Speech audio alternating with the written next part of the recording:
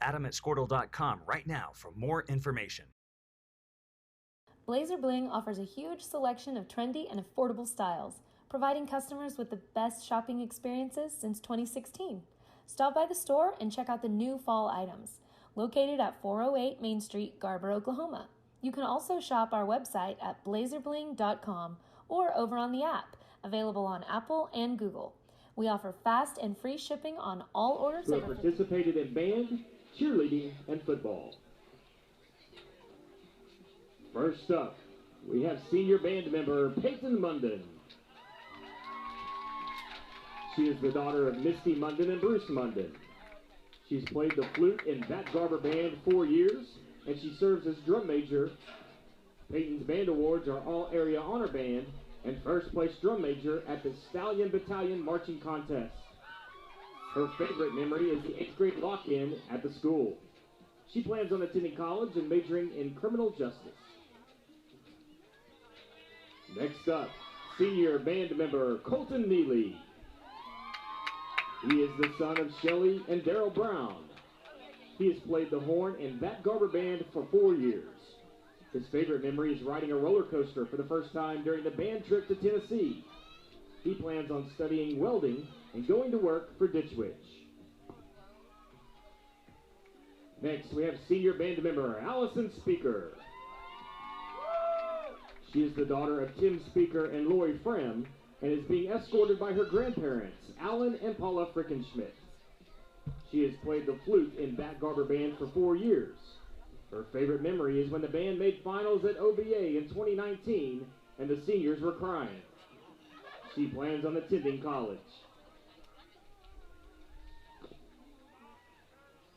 Next, we have senior cheerleader Veronica Wright. She is the daughter of Chris and Nicole Wright. Veronica has been a cheerleader for 2 years. Her favorite memory is cheering with Carson Jones and the girls during the Garber tournament. She plans on attending Northern Oklahoma College and studying elementary education.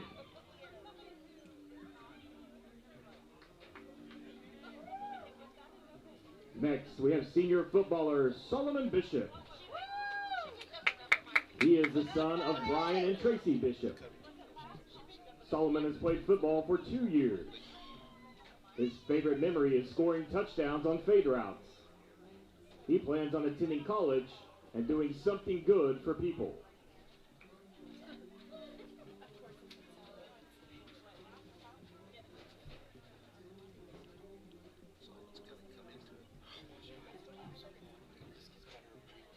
Next, we have senior footballer Tidante Chester.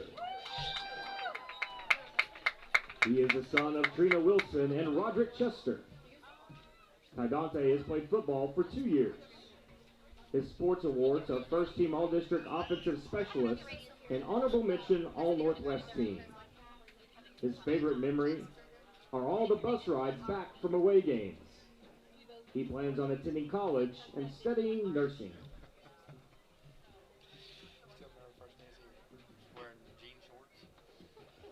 Next, we have senior footballer Riley Grants. Riley is the son of Brian and Pam Grants. Riley has played football for 3 years. His favorite memory is playing Covington his sophomore year. He plans on attending Northern Oklahoma College and studying business.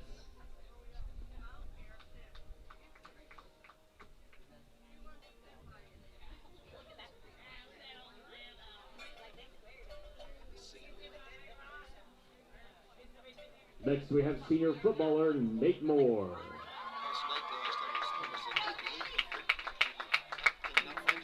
Nate is the son of Vanessa Nurburg. His favorite memory is the game against Barnsdall. He plans on entering the workforce.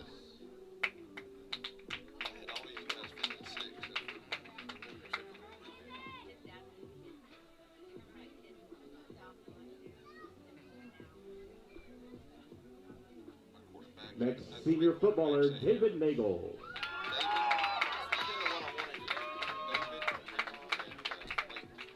David is the son of Devin and Angie Nagel. He has played football for 3 years. His football honors are preseason All-Vibe Team B safety, second team All-District defensive back, first team All-District wide receiver, and Northwest Vipe wide receiver. His favorite memory is freestyling with Holt and TJ on the bus after the games. He plans on attending college and becoming a sports physician.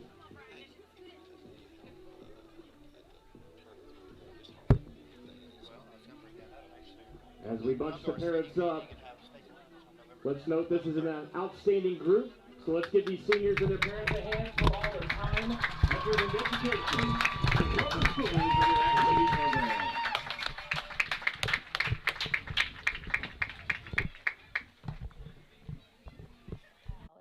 Blazer Bling. Come and see us.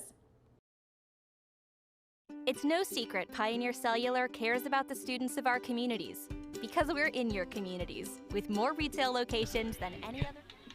Okay, coming to you live on senior night and many other activities tonight at Warrendale Stadium.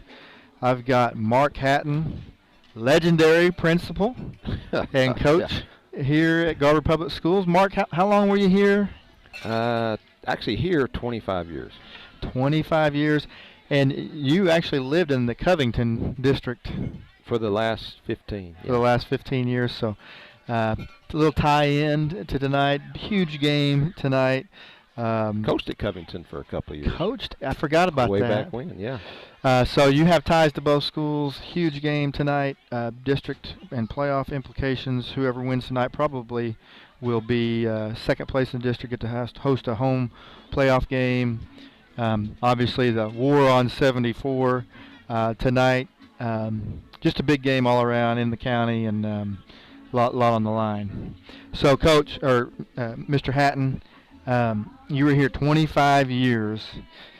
You tonight we're honoring Teddy Bentz, Coach Yes. Bentz. You were a principal here when he was working here. Tell me about your time, what you knew of Teddy back then. Well, I knew Ted before I came here because I'd been in the area for a while, and so I knew him.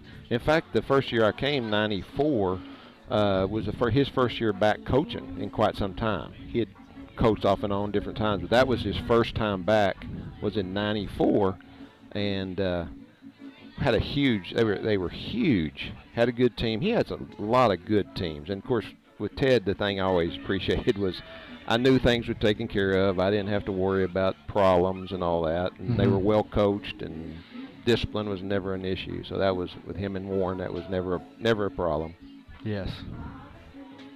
But he had some really good teams through the years. Obviously, they won state in '98, but they had some other teams that were a bad break or a good break, however you want to say it, from going a long ways. I mean, they got beat that first year. They got beat by Wacomas in a kind of a fluke play, and we had a couple years later playing up at where was that? Waynoka, and so probably would end up. I don't know if we get a one state. We could have been runner up probably that year. Morrison was really, really good. But anyway, you know, got the ball on the 2-yard line with just a few seconds left and jump off sides, and then no timeouts left and can't get it in zone. And it was a team they'd already beaten, and you know, just some things like that. They had some tough luck there and got beat by OCS a couple of times in the playoffs, and that was back when we were like 140 enrollment, 135, 140, and OCS, which is now a 2A, 3A school. They had, they were like at 250. It's a big difference. Yeah. And so just had some really, really good teams and good athletes and stuff. But finally got it done in '98, and that had a tough road. Yeah, really cool deal. The reason this is happening tonight is because his former players wanted to honor him for the impact that he had on their lives. Yeah. That's why we're having this tonight. Those guys reached out to me, and awesome. They've coordinated everything. I mean, I've had to do some things for them, but it's really just been all of them. And that just tells you the impact a coach can have, and the impact that Coach Bent's had. Yeah. On those guys and our community as well. Yes. Yeah. So you're from Mangum. Yes, sir. You know, we hired a guy from down around there. I mean, it's not super close to Mangum, but it's a little bit close. Snyder, Coach Reed. He was at Snyder. Any advice to him? Anything that's going to be different up here in this part of the state? It's a drastic difference in this part. He will enjoy it up here. It's a big difference from Snyder. When I was at Mangum, I coached at Mangum for 3 years, and I have some bad stories about Snyder. Of course, he is from Holbert, so yeah. You know, that was one of our big rivals. So I can't say too many good things to him, but you know, hopefully he'll be okay. He'll do fine. My sister had him in college and said she had a lot of good things to say about him. So, are the winters any different up here as compared to? Yes, that'd be one thing. He'll notice that everything up here happens 2 weeks sooner, as far as the winter. You know, the leaves start falling sooner. Cold weather hits sooner, and you actually might see some snow up here. Yeah, which very seldom. You mentioned one time about he'll notice more rain and stuff like that. Yes, and the rainfall. Yeah. Yes, in the wintertime. So you went to high school at Mangum, and then you went to You go to Southwestern. Yes. Yeah. Met your better half there. Met her there. Yeah, and my son went there. Met his wife there. So it's been a family deal for us. So we've had a lot of kids go to Southwestern from here. Yeah, as well. Did you impact those kids? Did you steer them that direction? If I could, yes. Okay. Tried to. A few of them. Yeah. You also steered Brett to Pepperdine. Yeah, that was not an intentional deal, but it happened. I just mentioned that. I thought that'd be a cool school to go to one time in class. I was sitting there overlooking the Pacific Ocean, you know, and everything. Yeah, Brett Severin. Yeah, and he went and looked it up and said, "Hey, that might be a cool place to go." He's still there. Yeah, it's crazy. And it's working out good for him. I mean, it's a quality school, and I saw his dad the other day, and so he was gone for a while with COVID, but before that he was gone to England, and he spent some time in D.C. But he's finishing this is his senior year, and he gets to finish at Pepperdine. So I told you I had no plan for this conversation. Yes. So that's evidence right there. We just went off on a tangent about Brett Severin. That's just like my classes. So you went from Southwest. What was your first coaching job? Was that Burns Flat. Okay. I actually had to stay close. My wife was still in pharmacy school, and so needed to stay close so she could finish up school. And at that time, it was getting a job. When you got an opportunity, you jumped at it. And so I ended up being girls coach and assistant football, and was felt very very fortunate to got to work with some really good people down there. And then from there, I left and came up to Hennessy. Okay, all right. I knew there was a Hennessy time. Yeah, and so that's kind of how I got to northern Oklahoma. And from there over to Cubs? I actually went to Drummond. I've been around, man. I've been around. It's where you ran into Dusty Torrey. Yeah, that's where Torrey was a freshman my first year, and so yeah, I got to watch him play and played against him a lot in pickup basketball because baseball wasn't very big over there. So it was like after school, they practiced for about an hour, and then then they'd come into the gym, and their coach Randy Upshaw and myself, when we'd pick up we'd just start playing pickup ball about every day. Randy is a huge mentor for Coach Torrey. Oh, which yeah. ended up having obviously an impact here at Garber. Yeah. Dusty won a state championship here and a state runner-up, and coached girls here as well on another stint. Me? No, Dusty. Dusty Yeah. did. First time he was here, he coached the girls, and then came back for. And coach the boys, later on. So, tell me about your coaching duties that you had here beyond being a principal. What all did you coach here? Started off I was always fifth and sixth football, basketball for many years. Actually, had 1 year we didn't have a junior high girls coach. I had Bethany Bentz and them. I had them in the 8th grade when she was 8th grader, and several of those girls. That was the 1 year I did the girls here, and then. Gosh, I had Coach Hughes in that group for a couple years in the boys basketball, and then didn't do it, and then kind of quit doing anything other than just a little bit of fifth and sixth for several years. And then in 2008, I jumped in and decided I'd help thought I'd help Harmon try to get to beyond the first game. Mm-hmm. Harmon had never won a playoff. Now, he hates for me to tell this story, but so that's why I'll tell it. Because he had never won a playoff game. Mm-hmm. And so in 07, I guess it was 07, we went to Mountain View Goatee Bow and won. And so that was his first playoff victory. Yeah. And got beat On the the next road. week by Morrison. And then, of course, the next year in 08, it's history. It was on then. It was on. Yeah. And then the year after that, they just kind of rolled over everybody. Yes. So, yeah.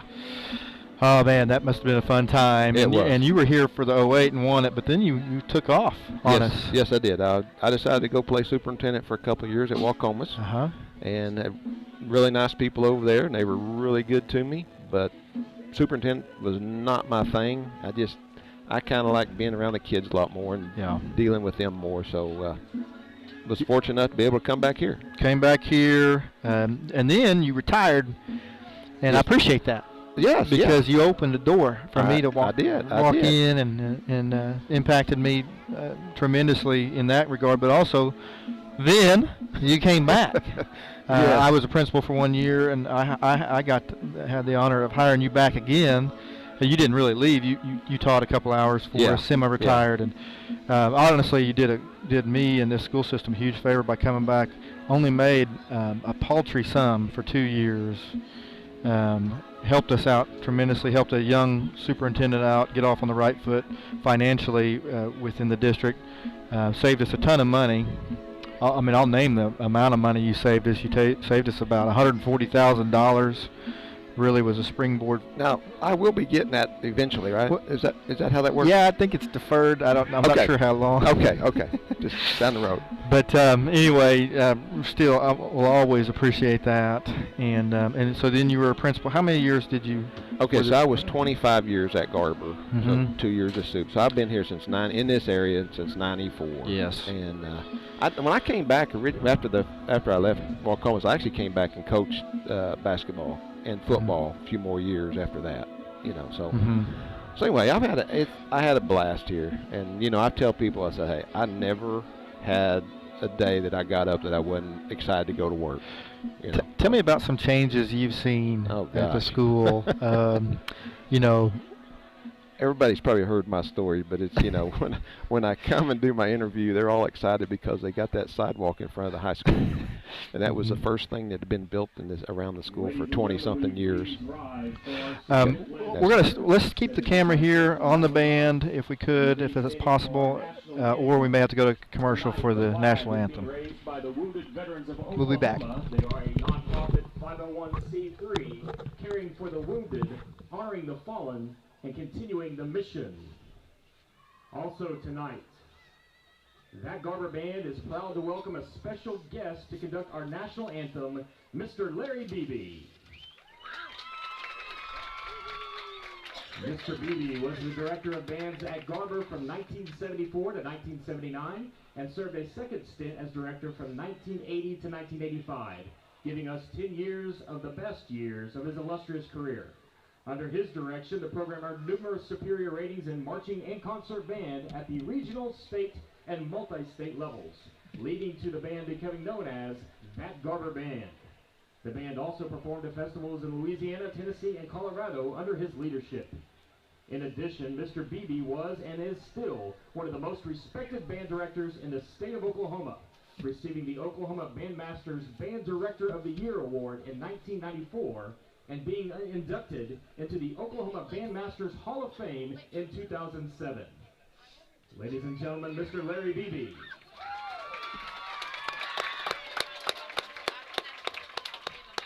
And now our student-led prayer from Madeline Dawes. Please bow your heads with me. Dear Heavenly Father, I pray that you bless a fair and honest game, and give each player courage to play to their best ability, and to keep each player safe from all injuries. I pray that everyone who came to support both teams gets home safely. In Jesus' name I pray. Amen.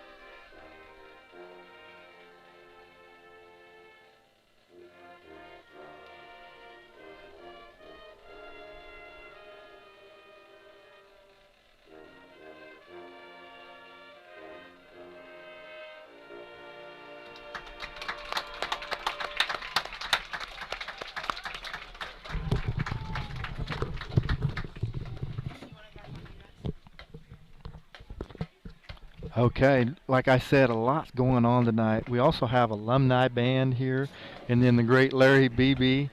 Um, I know you have some friends in the band world. Oh yeah, he's big time. And of course, everybody when I came here, he had left a few years earlier, but it was always when Mr. Beebe was here, Mr. Band, all it that. still is that way. Yeah, yes, and, it is. Everything. That's the bar. Yes. With that Garber band, it's pretty cool. We have so many. It's almost like a second homecoming, and maybe even bigger than the first tonight with the alumni band going, and then the Coach Vince deal. It may be. And it is going to be packed, huge. Like I said, huge night here in Garber. So just to kind of wrap up with you, Mr. Hatton. What are some of the highlights you felt like looking back? Well, I think for me, because I'm a sports guy and an ex-coach and all that, and so this '98 state championship, seeing girls basketball go from that could barely win games to being able to go to state tournaments, seeing the boys win state tournaments, and the first few years I was here, baseball was huge, and and it was they went to the state tournament a couple of times in early years, and so I just have had a blast with the coach, with all the athletics, and then watching this school, just the growth of the school system as far as the buildings and all that. It's just amazing. When I came, it was 5 different colors of tile in the high school, and these were wooden. Where we're sitting now was an old wooden bleacher that was leaning, and I'm like, I was always scared to go in the press box, But anyway, so all this stuff, it's just amazing to see that the changes that have occurred here in the last 27 years, and it's really, really nice to drive into town and see everything. It's just pretty unbelievable. If I had a snapshot of showing from 1994 to 2021, you wouldn't recognize anything, really. Really it's changed a ton since I got here. I remember pulling up to the west side of the high school. There was no band hall and gym when I interviewed here. Yeah. Just in the last 6 years, it's crazy. But yeah, over 24 years, it's got to be mind blowing. Oh yeah. Well, for these people that are here because of Mr. Beebe and stuff. You're talking. You went from the high school, you had to walk outside to go to the old gym and go to the ag building and everything. Everything was outside. To the cafeteria, you had to walk outside to go to that. And so... Yeah, now we're all enclosed. The only place you have to walk outside to is the bus transportation / building and the field house over there. That's it. Everything else enclosed. I know. It's Mr. neat. Lamer paid you a great compliment. He told me, I said, hey, what do you think about me hiring Hatton back? He's like, well, what I loved about Hatton being the principal at Garber High School is I never had to worry about anything. He took care of it, and he knew you took care of it, and I felt the same way. Well, I appreciate that. And Jim was great to work for. You were great to work for, and that was, I always felt that was kind of my job. My job was like, it shouldn't go to you guys. I was supposed to take care of these things, so. And I tried to be fair with kids and treat everybody the same, and I think I hope people knew that and appreciated it, and whatever it's worth. One other thing that's a compliment to you and Mr. Lamer is the stability that from the top here. That Mr. Lamer was superintendent 23 or 4 or 5 years. You were the principal so long here, and then of course the board enabled that stability to happen. Yeah. And so we're sitting here, we're able to talk. Yeah. And Warren Dale is here. Oh, yeah. Coach Harmon's our assistant AD. His son's a coach. Sean Weibling's our high school principal. His dad was superintendent here. We're able to draw on like Mrs. Nelson. Those guys I was giving a tour earlier to. Those guys that come back to honor Coach Bentz. They're like, she's still here, and that wealth of knowledge. Oh yeah. That comes from that stability is so awesome. Yeah. Anyway, it's really cool, and I appreciate everything you've done for Garber Public Schools and for me, and thanks for coming up here tonight and visiting with me. Well, listen, and this is my favorite game because now I mentioned that I coached both places. I'll be the only one that has coached both head coaches here in basketball.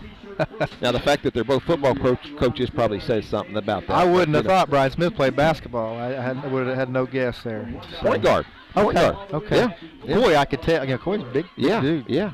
Brian. In fact, basketball was Brian's first love. Oh, really? Oh, yeah. Yeah, he was eat up with it. But yeah. Huh. So I had him freshman, sophomore year, and I had Coy freshman, sophomore year, both of them. So that's pretty. You have a lot of angles here. Yes, I do. Coach Trenton, obviously, in football and basketball. Well, I know that maroon's running through your veins. So. Yeah. Oh, yeah. Always will be. Okay. Always right. will be. So I appreciate it. Yep. Thanks for having me on. Yep. Thank you. Appreciate you. Carrier in Western Oklahoma. It's no secret that we provide opportunities for students to learn remotely with distance learning plans and MiFi devices. We also help these schools live stream their games, so family members across the country don't miss the action. We sponsor schools and colleges because your children deserve the best. Pioneer Cellular. It's no secret.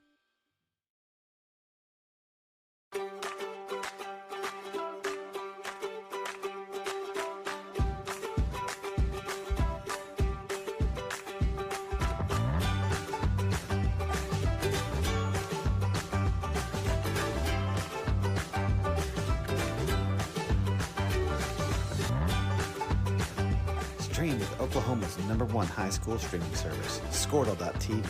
Find out more at squirtle.com/stream. Brian Bishop was born and raised in Enid and has raised his incredible family in the area as well. His youngest boys attend Garber Public Schools, which of course makes him an avid supporter of all Garber Wolverines athletics. In addition to his diverse background, Brian has been blessed to serve in ministry for most of his adult life as well. He is now thrilled to have the opportunity to join Blevins & Co. Realty and serve the great people of Northwest Oklahoma with all of their real estate needs. So contact Brian Bishop today at 580-297-5010.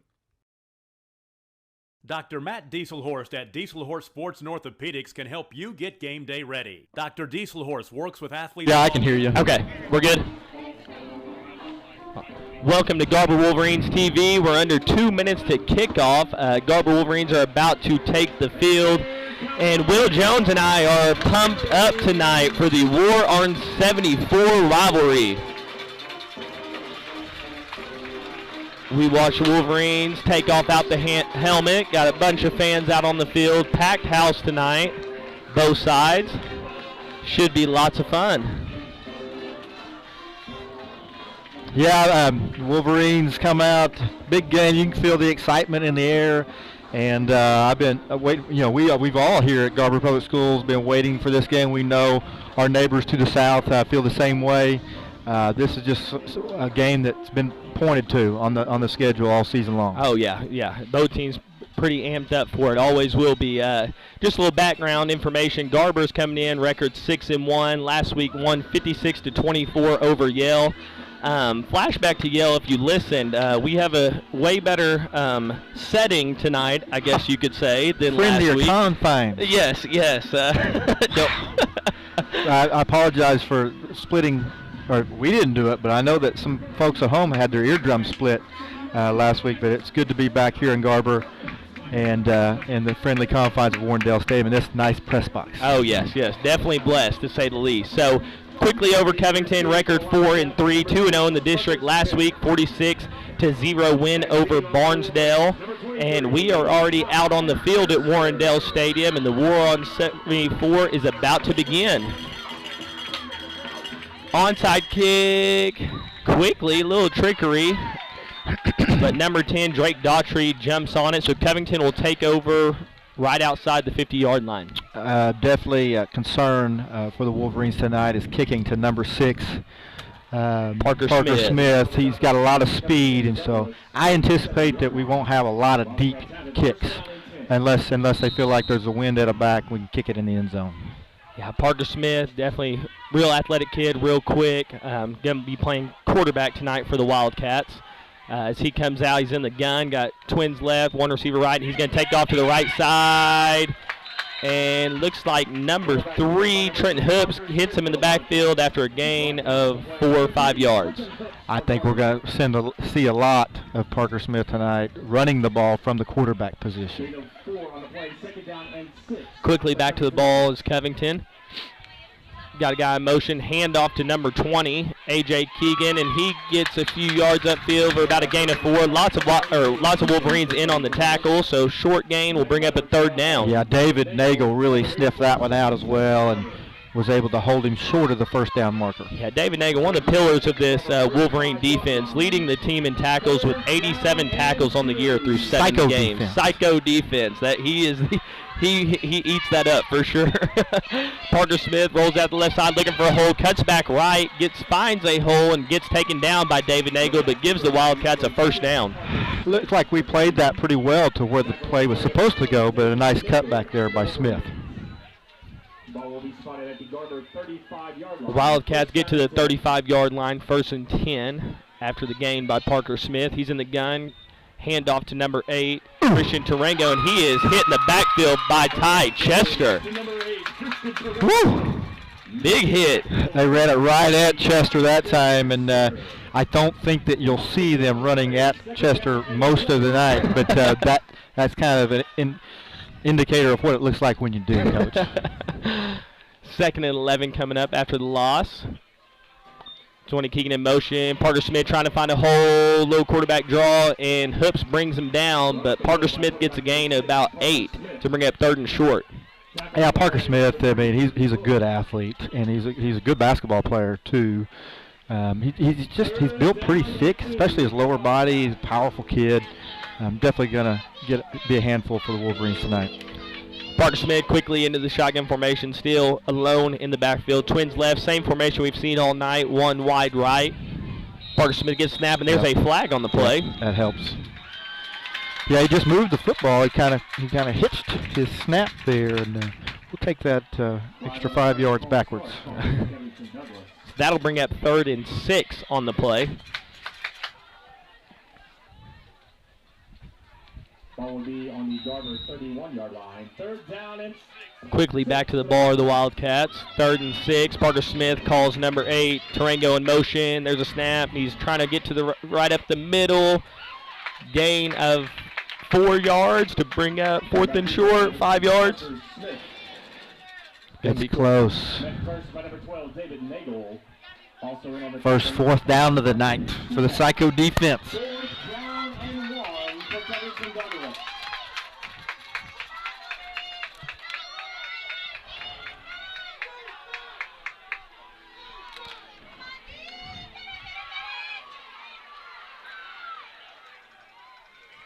We good? Parker Smith on the quarterback keeper. That first by number 12, David Nagel. Sorry about that. I unplugged Coach Reed's headset there for that 4th down call. A little amped up for the game. We're both kind of bouncing around. So first drive, can't contain ourselves. So 1st down on the 4th down conversion on 1st down. Gain of 2 for number 20, A.J. Keegan. As the Wildcats get into the red zone. When we've stopped them short, like that second 2, they've been popping it for about 5 or 6 there on 2nd down, or they're getting it on 1st down. We need to put a couple of those together where they're short gains in a row consecutively. Yeah, Parker Smith rolls out right, Ty in the backfield in a hurry, and he brings him down for a gain of 1. So short gain. There we go. That's what I'm talking about. Now this is a difficult set of downs. And I'd anticipate they'd run it again. Yeah, I agree. Ty Chester early and often in the backfield. Looks like he's a little fired up tonight. He may be motivated tonight. 3rd and 7. Parker Smith gets snap, rolls out to the left side, has a little bit of room, and Solomon Bishop wraps him up, trying to drive backward. Good solo tackle by Solomon Bishop, keeping him short of the line to gain. Yep, another 4th down coming up. 4th and 1 upcoming. Ooh, maybe a little longer. Oh, no, a little longer. Yep, 4th and 2.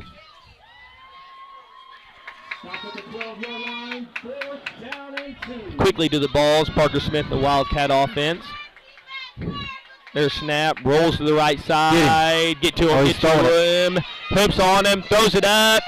And Solomon breaks it up in the back of the end zone. Great play and turnover on downs for the Psycho defense. Woo. Let's go. Solomon really closed a lot of ground. He was open. Really should have thrown it earlier. He was open. But the longer you wait, the more you allow Solomon to make up ground, and that's what happened. Yes, Hoops was kind of getting in the backfield in a hurry, and he had to get rid of it, and Parker Smith threw it up, and 50-50 ball with Solomon Bishop in range. We'll take Solomon Bishop 100% of the time. Big stop. Yes, so first and down for the Wolverines. Brett Howery with the snap, hand off to Ty Chester, and he's got a little room on the left side, makes one miss, and he cuts back upfield, makes another miss, and a few throws by Ty Chester, and a first down on the play. Oh, flag on the play. Looks like a little after. Didn't really see what happened. Great run for Ty Chester to open up the Wolverine offense.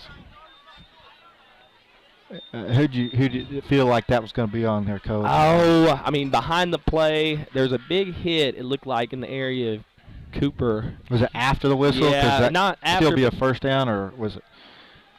I think it was after is what it seemed like. Whatever this means, Coach. Blindside block. So that kind of. Well, back what a run. I hate to see that negate the play, but, man, that was a great run by Chester. Yeah. Very patient, making guys miss, reading blocks.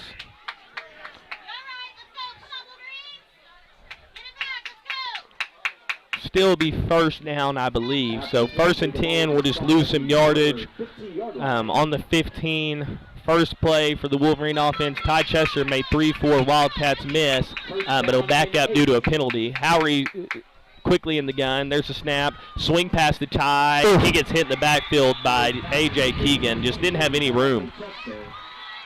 Tackle by number 20, A.J. Keegan.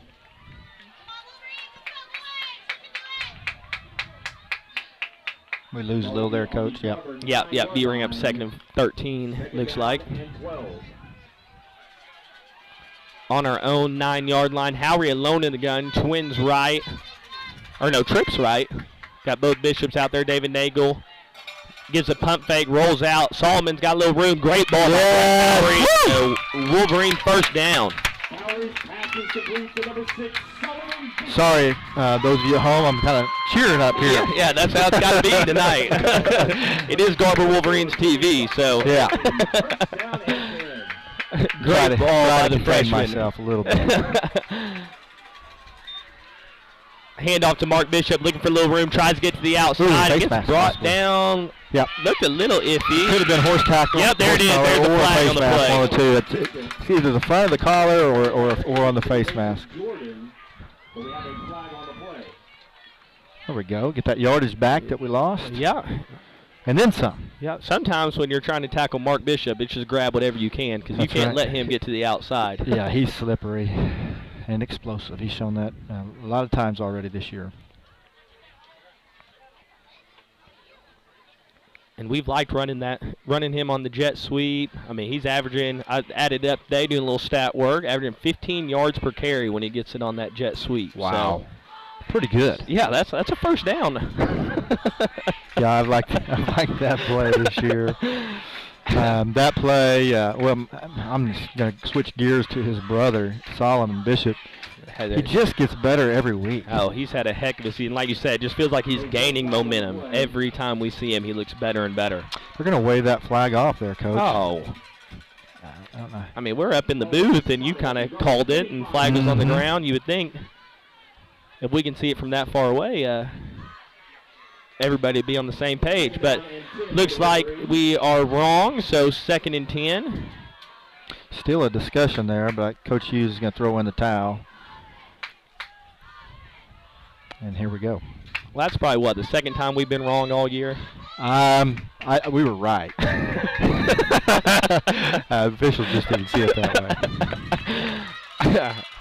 Howery low the gun, trips right again. There's a snap. Rolls out the left, breaks one tackle. Looks like he's tucking ready to run. Mark Bishop out ahead, blocking. And great scramble by Brett Howery. Breaks a tackle in the backfield and finds a way to gain 5. Yep, big third down here. Brett, I wouldn't say he's quick, but when his top end's pretty good. You know what I mean? He gets faster the longer he's able to keep running. Yeah, very athletic kid. And like you said, he's got long legs. So once he gets his momentum going, He's fast, but he's kind of elusive quick, if that makes sense. Yeah. So as he rolls out to the right on third down, ties on that route, and he catches it for the first down. Nice execution there by the offense. Good play call by Coach Hughes, and got a freshman trigger man there. Oh, great yeah. execution. Yes, yeah, and pretty wild. I know we mention it every week, but Brett Howery, a heck of a season so far as a freshman. 72% completion percentage on his dropbacks. What's that touchdown to interception ratio, Coach? Well, he has 22 touchdowns and 2 interceptions. That'd be 11 to 1. 11 to 1. That's So impressive. he's had a fantastic season so far. Not only as a freshman, but also just as any classification at the quarterback position. Yes. After the first down, Wolverines will call timeout. We will have our first break in the action with 5 minutes and 20 seconds left to play. So we'll let you hear from our sponsors. We'll be back with this 1st and 10. Taking a coordinated approach to accelerate return to play and maximize athletic performance. His work with pros in sports training, injury prevention, bracing, functional rehabilitation, and imaging works seamlessly with his medical and surgical expertise. Get started by going to Dieselhorse Sports and Orthopedics. Let Dr. Matt Dieselhorse get you back on the field, backing all Oklahoma athletes on the field and off. Imagine a school with more than 26,000 enrollments per year, cultivating opportunities for students to develop new skills and gain industry-recognized certification. Now imagine a corporate training center that partners with more than 500 local businesses each year, providing a productive and prepared workforce for employers in Oklahoma through customized training. Now, imagine a community resource who believes our business thrives when our community thrives. We aren't just the local... We are back live on Garber Wolverines TV, 1st and 10 at the 37-yard line after the Garber timeout. Howery in the gun with Ty Chester to his right side, Dave Nagel wide right, Solomon Bishop wide left, Skubanek at the tight end position. Snap to Howery, he drops back to pass. They drop back with him, he rolls out to the left side, and he tucks it, looking to run again. There he goes, that speed we were talking about earlier, and finds a way to get another gain of 5.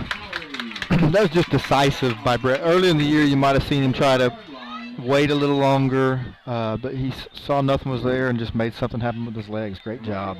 Yeah, something I'm noticing earlier, it seems like, with the weapons at the receiver position, Covington's dropping back in coverage. Five guys. They just rushed 3 last time, and that allows Howery to get to the outside.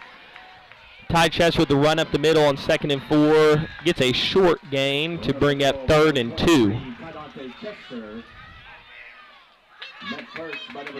As Blazer enters the game.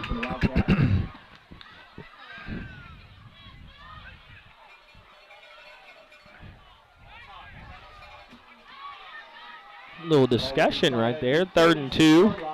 David Nagel is the lone receiver to the left side. Got a heavy formation in with Blazer at the fullback position. Ty in the... Yep, got him. Automatic count. He's automatic, Coach. You need to figure out a way to use those skills in basketball this year. Maybe on the free throw line. Get them to jump a little bit. Maybe if we think we might miss it, get them to jump. Get an extra shot. Yeah.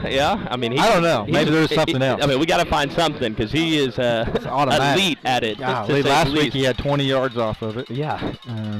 There's the first 5 tonight. So after the offsides penalty, it'll be 1st and 10. Inside the 50 now. Ty Chester in motion. There's a snap. Hand off to Ty. He goes up the middle. Breaks one towel. Gets hit at the line, but still moving his leg. So a tough 1-yard gain by Ty Chester. Yeah, good defense there. 23. Derek Daughtry. Yeah, that was a Doherty. Basketball coach's son. Okay, Doherty. Yeah, this is a nice tackle. From the linebacker Kenny position. Doherty's young son. Yeah, I should have connected the dots. Sophomore. 2nd and 9 upcoming for the Wolverines with 3 minutes and 40 seconds left to play in the first quarter. We are still scoreless if you're just now tuning in, 0-0. Snap to Howery, drops back to pass, rolls out left. Now it spins back to the right side, looking for someone to throw to. Still looking upfield, and Mark Bishop over the middle. Great pass, and Mark Bishop's got room to run, and you will score if he's got room to run. Great play for the Wolverines on a 49-yard touchdown from the completion from Brett Howery to Mark Bishop. Amazing. How does he do that as a freshman? To another freshman. Great blocking by the line on the scramble, and then to locate that receiver with his eyes and then hit him accurately is mind-blowing to me, Coach. Yeah, scramble drill. Good job by the other freshman, Mark Bishop. He saw him scrambling outside to roll with him. Those are the plays you love to say. Great play call by Coach Hughes, but honestly, it probably just turned into a great play by the Wolverine freshman. And the Wolverines draw first blood. Yep, 6-0. In the war on 74. 3 minutes and 20 seconds left to play. So 2-point conversion. There's a snap, looking to throw. Fade route to David Nagel. He reaches up with the one hand, almost brings it down with the one-hand grab, but incomplete. So after the long, explosive play, great blocking, great scramble by Howery, great ball to Mark Bishop, and then he had room to run and made it happen to give the Wolverines their first touchdown with 3 minutes and 20 seconds left to play in the first quarter, bringing the score to 6-0. We will take a short break and be back for the Wolverine kickoff. We are Autry Technology Center. Garber Co-op, serving the communities of Garber, Fairmont, and Covington, knows how important high school sports is to the community and is excited to help sponsor this contest. The Garber Co-op can help you with all of your grain, fertilizer, custom fertilized spread, feed, fuel, and propane needs. Visit the Garber Co-op today or call us at 580-863-2292. The Garber Co-op salutes all of the coaches, athletes, and cheerleaders who make the commitment to make high school sports great. At Maples Nixon Diesel Horse, we've helped a lot of people, and our goal was to treat each and every person like a friend. And as a friend, we've got your back always. We understand what you're going through. Being lawyers is what we do, but it's not all that we are. We care. Welcome back to Garber Wolverines. After the touchdown by Garber, the score is 6-0 as the special teams unit comes onto the field. We got to give a little shout out to Coach Dallas Hunt. It's his birthday today. Yeah, birthday there wouldn't be a better present than a onside kick recovered by the Wolverines. Oh yeah, and maybe we're greedy up here. We always say it, but heck, I'm 1, 2. I'd be okay with 3, 4. Oh. We get 3. We're walking away with this one handily. Special teams unit gets the call. Ty Chester raises his hand, and he kicks it deep to Parker Smith. Great kick. He gets about the 10-yard line. Parker Smith's an explosive player, but the Wolverines wrap him up at the 20-yard line. Great coverage, and a late flag comes in.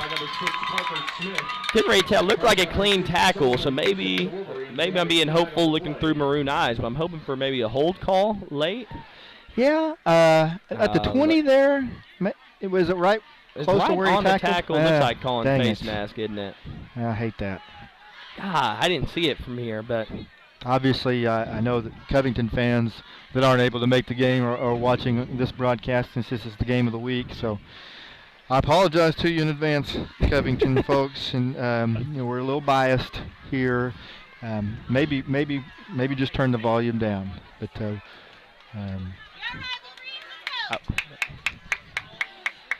so after the penalty, it'll go against the Wolverines. So bring up 1st and 10 at the 37-yard line of Covington territory. 37-yard line.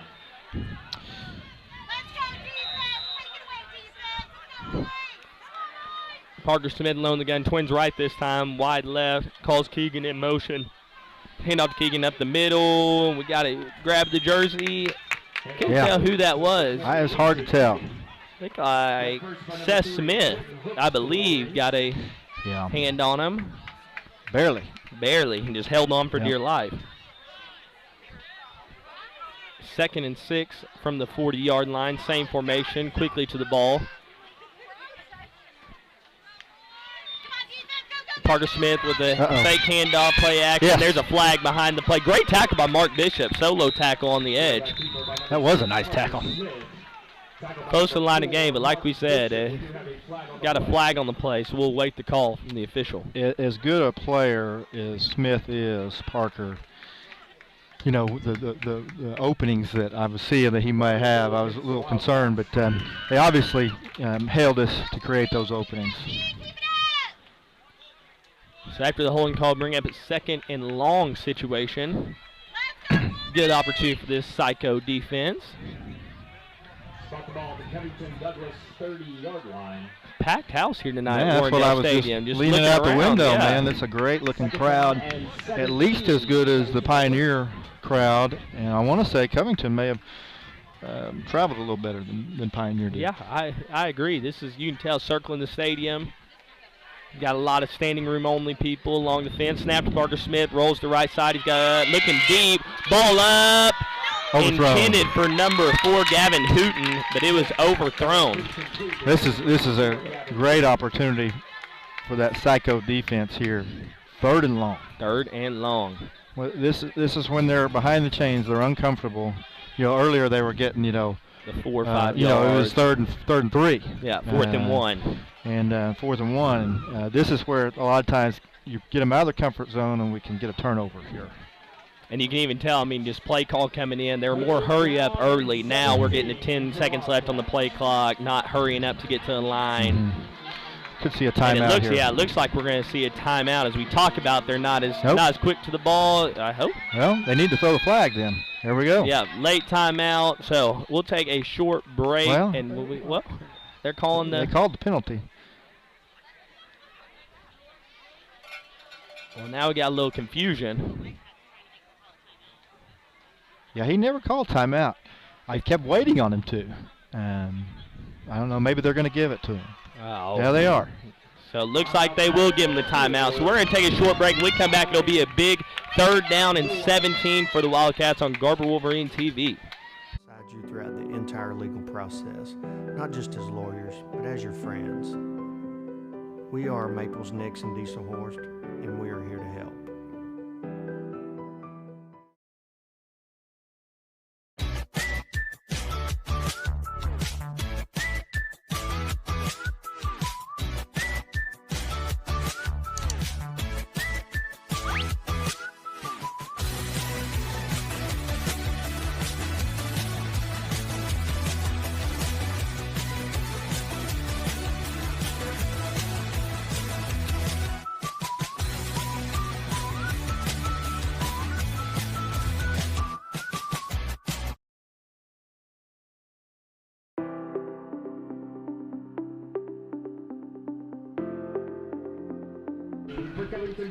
Back on Garber Wolverines TV, 3rd and 17. Parker Smith in the gun with number 20.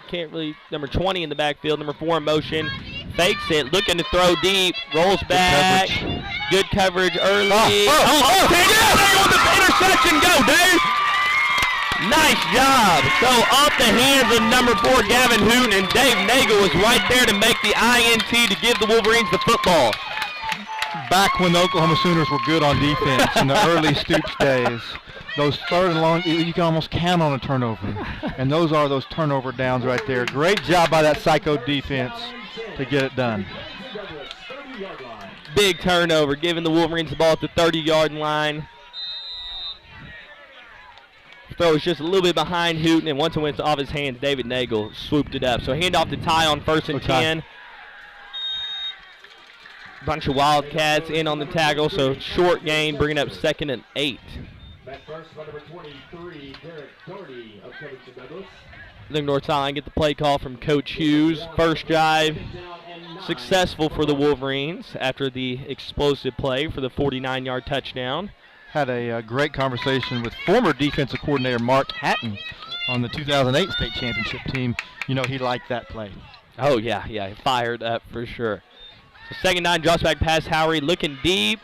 Nothing there. Now he's just trying to make something happen. Rolls the right, just gets down. So a sack on the play by a few of the Wildcats. Brings up 3rd and 12. Tackle by number 85, Austin Keegan for Covington Douglas.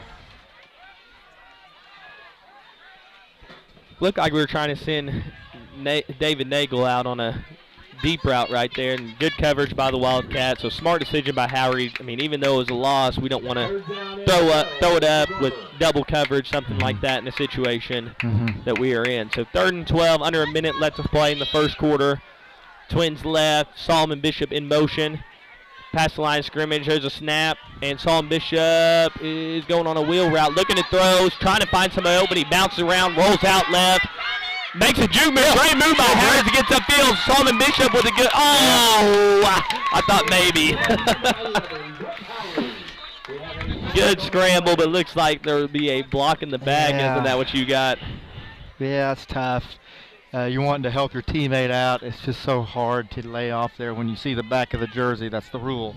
You throw your hands up, don't hit them. But Solomon, being the teammate that he is, wanted to make a play for Brett. Yeah, you can tell he tried to get on that right side, but just too much of the back of the jersey, like you said, and just couldn't get over to that side. A positive gain after the penalty, so bring up 3rd and 10 now.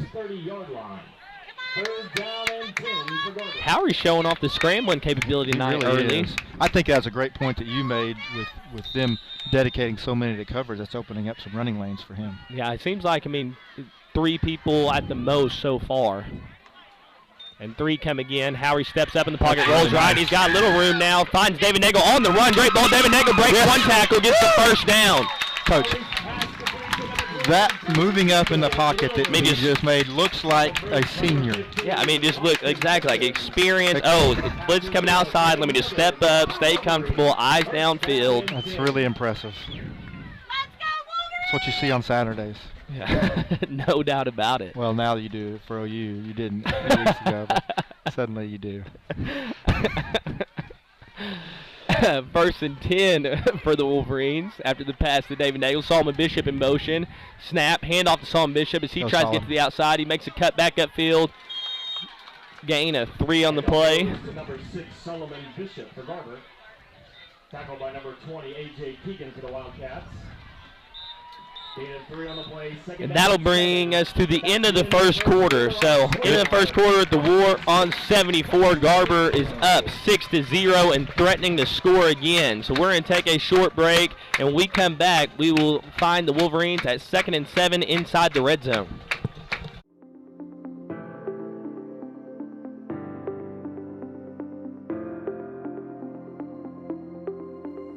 Is it time for your school or business to purchase a new phone system? Give the experts at Versatile Networks a call. In most cases, we can provide a phone system with brand new phones for less than your current monthly bill. Call us for a free quote today.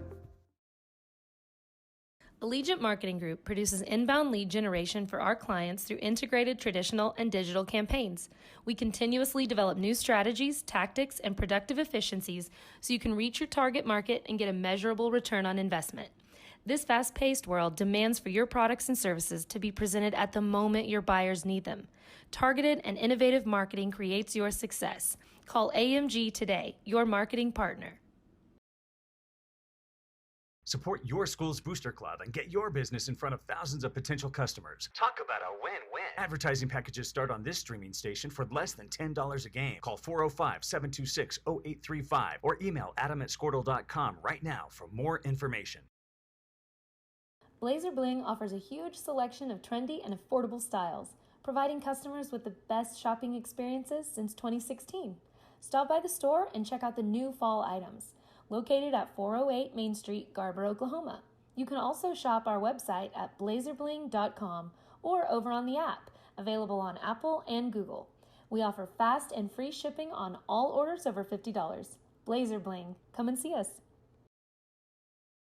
It's no secret Pioneer Cellular cares about the students of our communities because we're in your communities with more retail locations than any other carrier in Western Oklahoma. It's no secret that we provide opportunities for students to learn remotely with distance learning plans and MiFi devices.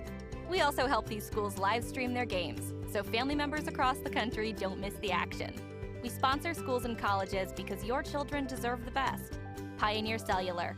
It's no secret.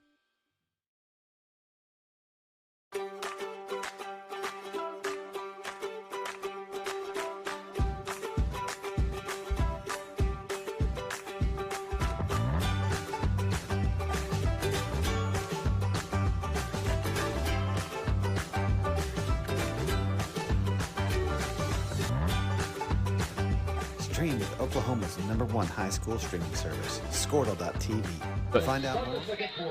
Welcome back to Garber Wolverines TV as we open up the second quarter, 2nd and 7 for the Wolverines in the red zone. Twins left, one receiver out wide right, which is Solomon Bishop. Howry, almost got him with the hard count. Looks for the sideline. 10 seconds left on the play clock. Still plenty of time. Howard with the snap. Looks towards the right side for Solomon on the curl right. Oh. A little wide right there. Incomplete to bring up 3rd and 7. Good job by Covington there, staying disciplined and nearly got him to jump, but they stayed home.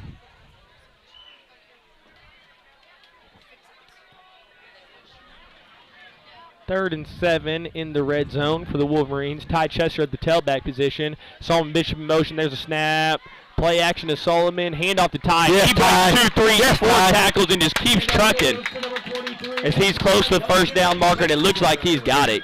Yes, he does. Bring up 1st and goal inside the 5-yard line. Great run. Hard running. Tough running. Man, he got hit at the line of scrimmage. Just kept on moving. 1st and goal from the 4. You know, they've done a good job tackling Ty, but over time, Ty's going to wear you down. No doubt about it. 1st and goal, another handoff to Ty. He bounced out left side. He'll go untouched in the end zone for the 2nd touchdown of the game for the Wolverines to make the score 12-0.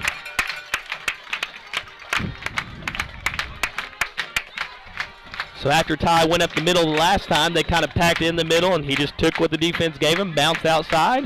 Easy run for a touchdown. That's what it's been really all year. It's pick your poison with this team. So many weapons. We're tough to defend. 2-point conversion, drops back to pass, slant route, and it is picked off. Intended for Solomon Bishop. Good read by the Wildcat defense. Yeah, well defended. Yeah, 2-point conversion is unsuccessful, but start second quarter, 11 minutes, 30 seconds left to play. Score is 12-0 in favor of the Wolverines. And can't ask for a better start for the Garber Wolverines tonight. Defense is fired up with a turnover. 4th down turnover already. Coach Hughes, being the coach, will say, I wish we'd have got those 2-point conversions. But other than that, I mean, we couldn't ask for anything more other than that. Yeah, no doubt. 12-0. Offense seems to be clicking. Let's be greedy. We need an onside kick we for just Coach keep Hunt on his asking for birthday. it. We got to. At least, we got to have one, right? I mean, it only makes sense. It only makes sense. It only makes sense. It's going to happen. Yeah, so, I mean, Coach Hughes' offense seems to be clicking early tonight, though. We've seen Mark with a catch, Solomon getting some touches, David, Ty. I mean, we mentioned the variety of weapons, and we're seeing it first quarter now, or in the second quarter. Everyone's getting touches. Pick your poison, like we said earlier. Well, how are you going to stop it? And Tammy Booth gives me a hard time because I always talk about OU, but Oklahoma State against Texas last week, that 4th quarter running game is what propelled them to the win at Texas.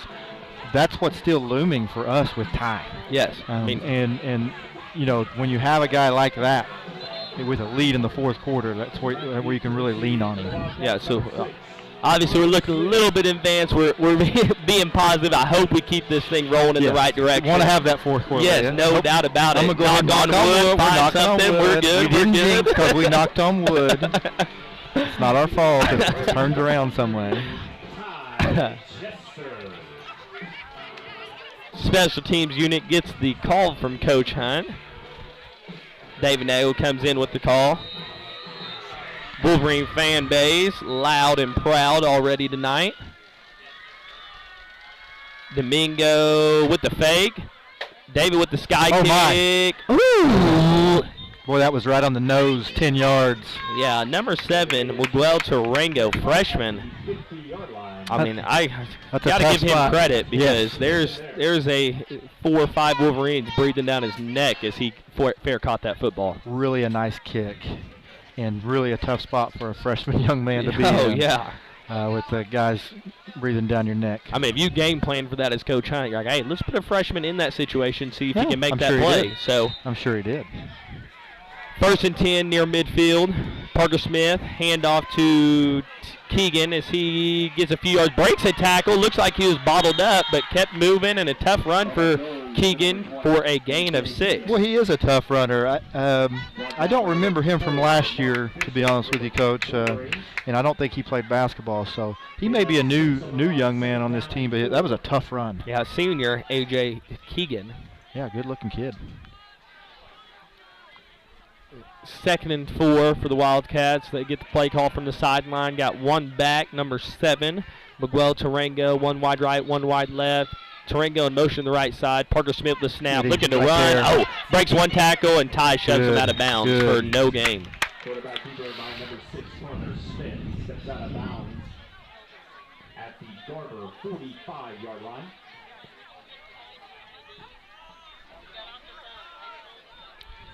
Third and 5 for the Wildcats, the 45-yard line. Down and 5 for the Wildcats.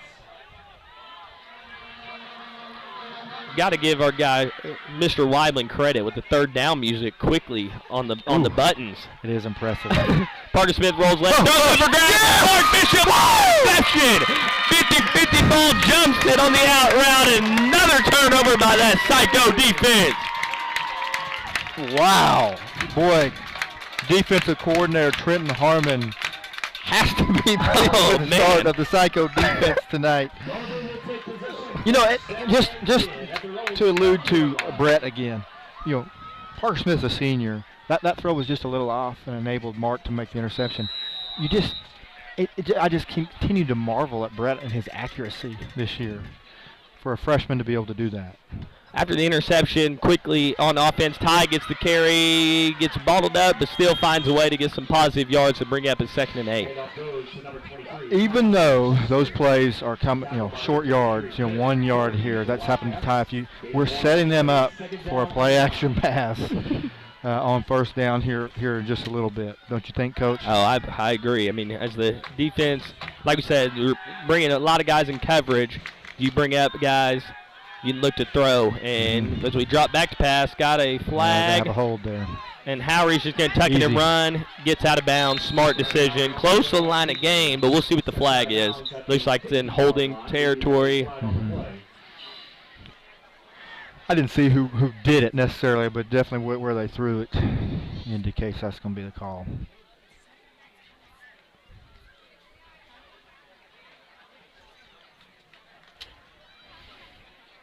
Waiting the call from the sideline.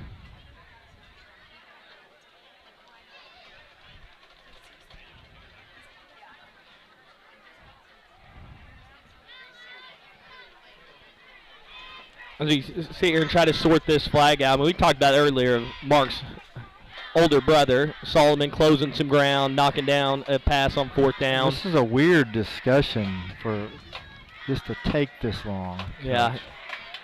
But Mark closed a little ground right there to intercept that ball. Looked like he had a step on him, and all of a sudden, ball was in the air. Mark closed it down quickly and made a play on the football to give the Wolverines the football. Mm-hmm. Personal foul, face mask. I almost talked about that. I almost said every now and then you get a hand to the face instead of a hold. And that's what the call ended up being, but boy, that's a rare call. That's a big call for the Wolverines. So we'll march this thing forward into Wildcat territory. Inside the 40-yard line now, going to be at the 35, 1st and 10. Oh, that's a big penalty. Howery scrambles, gets the first down, but then you add that personal foul to it. How many yards add on did top they of give that. us there? It seems like more than 15. Well, we got the 10 from Howery, so I guess they said it was after the play. Okay. And so instead of spot the ball, they gave it to us after the first down. That's a big play, big call for the Wolverines. 1st and 10, Howery alone in the gun. Weibling with a snap. On point, looks to throw, steps up in the pocket again. Now he scrambles again, and he gets the outside for another positive gain. Looks like about a 5. A little more than 5. We talked about Ty's vision as a runner this year, and he's done a great job of that. Brett's is really improving. We talked about him stepping up in the pocket, and then really read a block nice there for a nice game for the Wolverines on first down. I mean, then we keep mentioning, first year as a quarterback, you can just tell the growth only in 7 games. Solomon Bishop motion, handoff to Solomon. He breaks one tackle in the backfield, cuts back upfield, gets tripped up. Flag behind the play. Dang it. Flags on the play.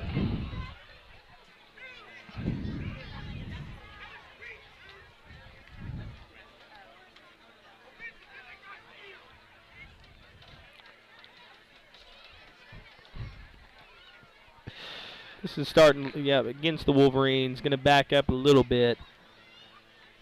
Howery, though, showing off we've talked about a few of the scrambles already. I mean, he only has 90 total yards on the year rushing, and I bet he has 40 already tonight. It seems like anytime they're dropping back and he has a hole, he's getting 5 to 8 positive yards, and it's adding up early. 2nd and 18 after the penalty. Solomon Bishop in motion, ties the back to the right. Throw to Ty, behind line of scrimmage. He cuts back upfield. If he can get to the outside, he's got a little room. He does get to the outside. He cuts back upfield. Oh, my goodness, what a cut. And he's got room to run, and Ty makes it happen for the 43-yard touchdown. Let's go. Just use the whole field. Just needed some space. Get that young man some space. Yeah, Looks like they had him bottled up. Runs all the way to the left hash. Cuts back, gets all the way back to the right. Hard man to bring down, and he makes it happen for the Wolverines, giving them the lead 18-0. Ty's a playmaker, bottom line. Bottom line. And that's a humble way to put it. I mean, Harry drops back to pass, 2-point conversion, rolls out left. Little cut, looks upfield, breaks 2 tackles, gets the ball out there. Top the 2-point conversion. Howie showing off the rushing capability again, giving the Wolverines a score 20-0 with 9.5 minutes left to play in the half. We're going to take a short break, and when we come back, we'll see the kickoff. But the Wolverines are on top 20-0 early in the second quarter. Squirtle.com/stream.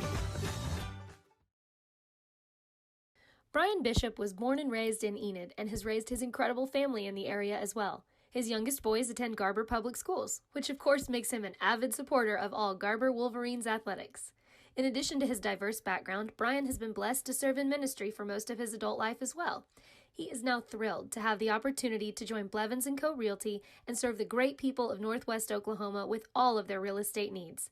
So contact Brian Bishop today at 580-297-5010.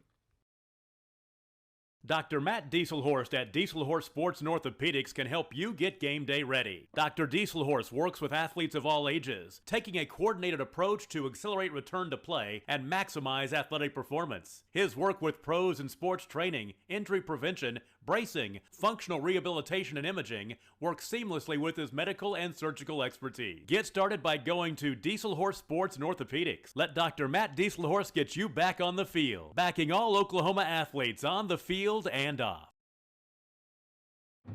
Imagine school with no. Welcome back to Garber Wolverines TV, and we are fired up here in the booth as the Wolverines are up 20-0 over the Covington Douglas Wildcats. You know, you see some body language changing out there, Coach, and not that Covington can't bounce back, but I'm looking a little bit at their players, and you see some changes in the body language right now, and could be a warning sign, but they could also bounce back. No doubt about it. So Ty kicks it deep towards the right side. Give us a good bounce. Lands out of bounds inside the 20. So flag will be on the play. You know, the Wolverines coming into this game were concerned of Parker Smith in the kickoff situation. So that was a directional kick, and you know they're going to sprinkle in some onside kicks, and when occasionally roll that dice and just hope for the best, because he is dangerous back there. Oh yeah, I mean you go. I mean we're both coaches. You game plan. I mean sometimes you don't want to put the best playmaker for them, give them the ball in their hands with room to run. So absolutely, I don't blame it. Directional kicks, onside kicks, keep it out of Parker Smith's hands. You bet. Now we have number 22, Ford Smith, and a quarterback handoff to Parker Smith in motion as he cuts back upfield, finds a little bit of room to run, and gets a gain of 10. Yep, there we go, 22. Yep, other one of Coach Smith's sons. Yeah, I heard they had a bunch of injuries. That's the reason their record is not that impressive. But now they're healthy. They've got everybody healthy. But earlier in the season, they were moving Parker around. And there's an indicator of that they may move him to just running back now here, Coach. Yeah, so got Ford Smith in at quarterback. Got still Keegan at tailback. Parker Smith in the slot. There's a snap. Handoff to Keegan as he's looking for a hole. And Ty Chester hits him down low. And we have Dylan Dalton hitting it up high. But gain a 4 on the play to bring up a 2nd and 6. Well, kind of the mentality there after 2 interceptions is let's stick him at running back and pound it. Yeah. And I don't know what the young man, 22, Ford Smith, as a freshman, he may be a better thrower. I'm not sure. Oh, high snap, and it's on the ground. Ford Smith picks that, looking to throw. Get to him, Mark. Throw out to Keegan. He's got a little room. And brought down. Great tackle there by Dylan Dalton in the backfield. Wow, Dylan Dalton. Only man over there and just found a way. Yeah, he doesn't make that tackle. That turns into a big play in a Yes, hurry. no doubt about it. Great play by Dylan Dalton. Brings up 3rd down and 12 for the Wildcats. Long 3rd down. These are the situations we want as Garber Wolverine fans up in the box. Psycho defense has come through in these tonight. In these situations. Yes. 4th and long. So we still have Ford Smith at quarterback, twins right, rolls out, looking for Parker, double move, David Nagel in coverage. Oh, no way! No. Their feet, That's, I know, obviously, Covington fans watching this broadcast are going to think that was a good call. It looked to me like, their feet did get tangled up, which that's not a penalty. I mean, both going for the ball. It's up in the air. They're step for step. Yeah, that's not pass interference. But, hey, what do I know? Huh? What do I know? I mean, yeah, exactly. maybe we can't see from this far away. Maybe. Yeah. I like to trust our eyesight, though. I mean, we got pretty good eyes from up here. Got a good view. Lights are working this week. We're up high in a press box. All the lights are working. And last week it wasn't the case. We couldn't hardly see. It was pretty dim over there. Ford Smith hands off Parker Smith's at tailback, and he cuts back to the right side, got a little room, cuts back upfield after the 1st down. David Nagel chases him down from behind, but a big game for Parker Smith. That may be their biggest game of the night. No doubt, yeah. You can start to see, they're starting to move Parker Smith from slot receiver. He's played quarterback the 1st quarter, now tailback. Starting to bounce him around, try to find him touches in different areas of the field. Come on, defense here. Stiffen up. Don't give them hope before the half. Be a huge stop here. Another handoff to Parker Smith, tailback position, and right there. wrapped up. Great play by Weibling. Yeah, Jackson Weibling in the backfield. Not a full-time player on the defensive side because he's spent a lot of energy on that offensive side, but he's been effective when he's played on the defensive side. No gain on the play. Yeah, from that nose guard position, blowing it up in the middle. Brings him down for a loss, bringing up a 2nd and 11, right outside the red zone. Ford Smith on the snap, rolls out, looking for Parker, throws it up.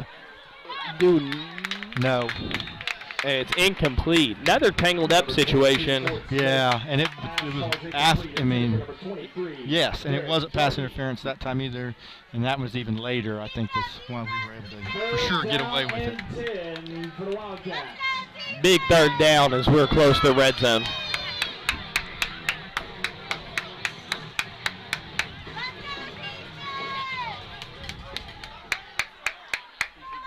Ford Smith looks towards the sideline, got twins left, one wide receiver right, Keegan to his left side at the tailback position.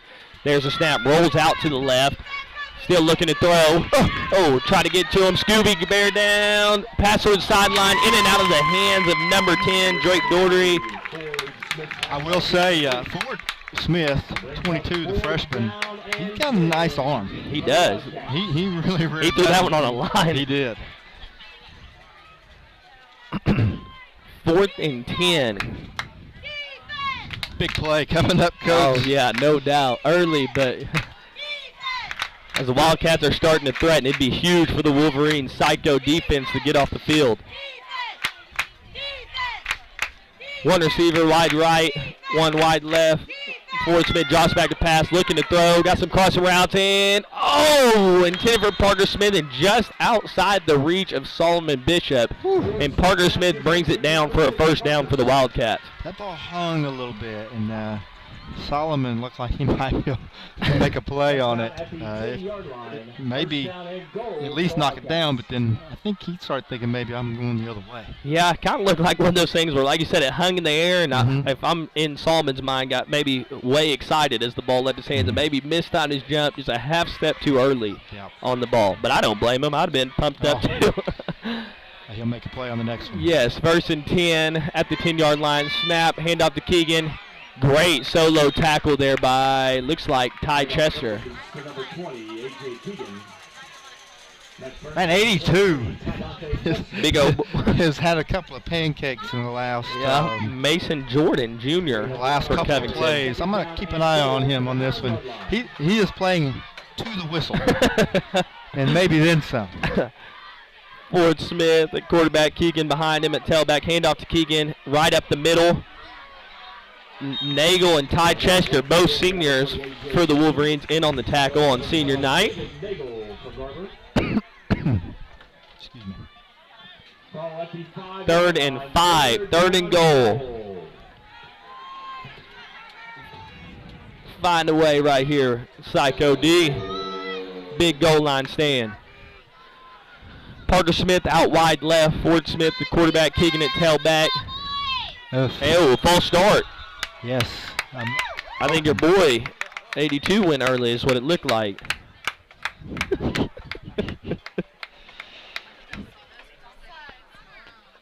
What's the call here, Coach Reed? That's my guess. We can't tell which way they're going to go with this. I mean, the left side of the line definitely. No, my boys are in gray tonight, not in white. So I'm hoping that's not on our boys in gray. Oh, and it is, man. Yeah, it was on my boy. Well, I'm just saying because you said you had your eyes on him, so I thought maybe I was dialed in on him as well, and I thought he moved, but I thought he did too. You know, and those are tough to tell. Yeah. So 3rd and 3 now for the Wildcats. Parker Smith again at quarterback, gets to the left side, finds a little hole, and scores for the first touchdown for Covington to make the score 20-6.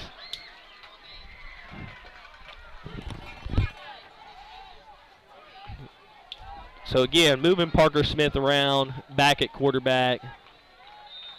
Found a hole on the left side, short yardage situation, and punched it in for the Wildcats.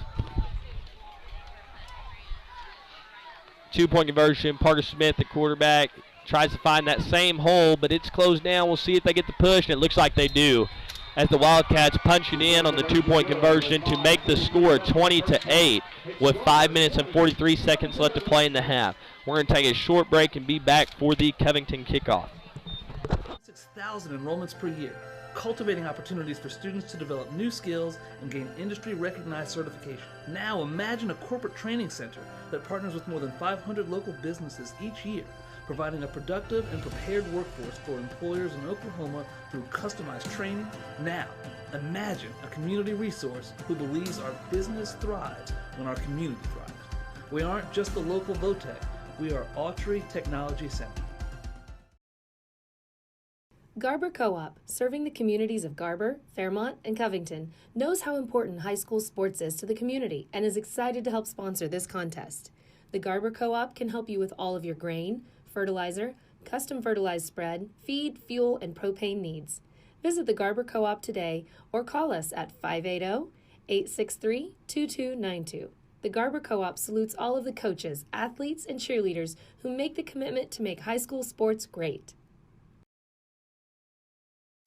At Maples Nixon Diesel Horse, we've helped a lot of people, and our goal was to treat each and every person like a friend. And as a friend, we've got your back always.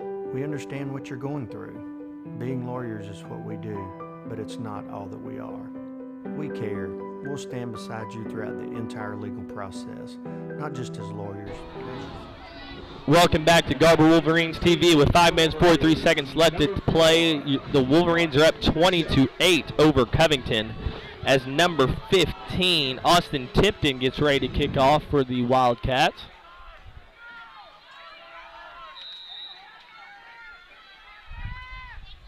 Goes a kick, little pooch sky kick. Go get it. Go get it. David Nagel picks it up, trying to find room to run, breaks upfield, finds a little hole. Oh, the ball squirts out. And then Covington jumps on top of it.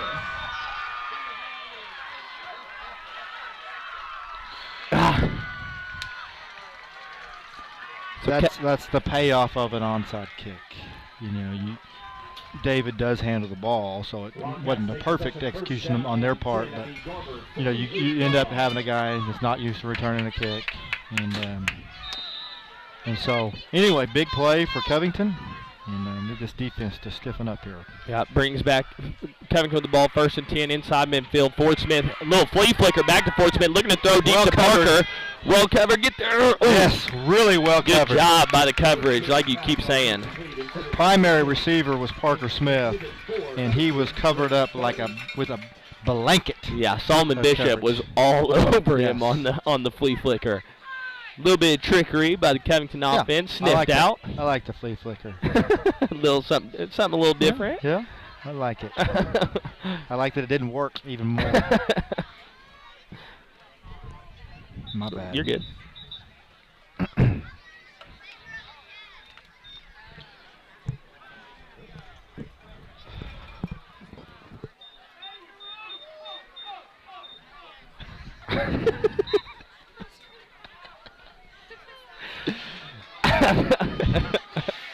Ford Smith, the quarterback, 2nd and 10.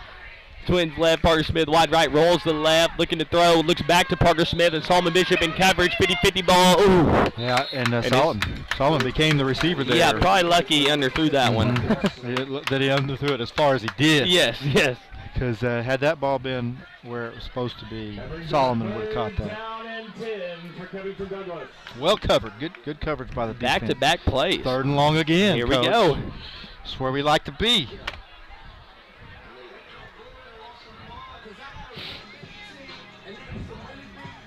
Third down music. Yep, here we go. Nice addition here at Warrendale Stadium. Snap, handoff to Keegan, looking for a hole on 3rd and long. David Nagel hits him, breaks out of the tackle, and then Solomon Bishop brings him down. Gain of 15 for A.J. Keegan, giving the Wildcats a 1st down. The run will get Covington better with a 1st down and 10 at the Garber 33-yard line.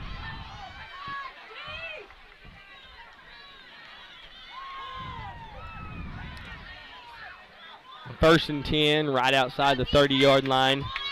Parker Smith moves to tailback now for the Wildcats, and it's handed off to Parker Smith. He gets downhill, wrapped up. Big hit. Ty hits him low, and Seth Smith hits him high. Cleaned him up. Seth Smith with a big hit, drove him to the turf.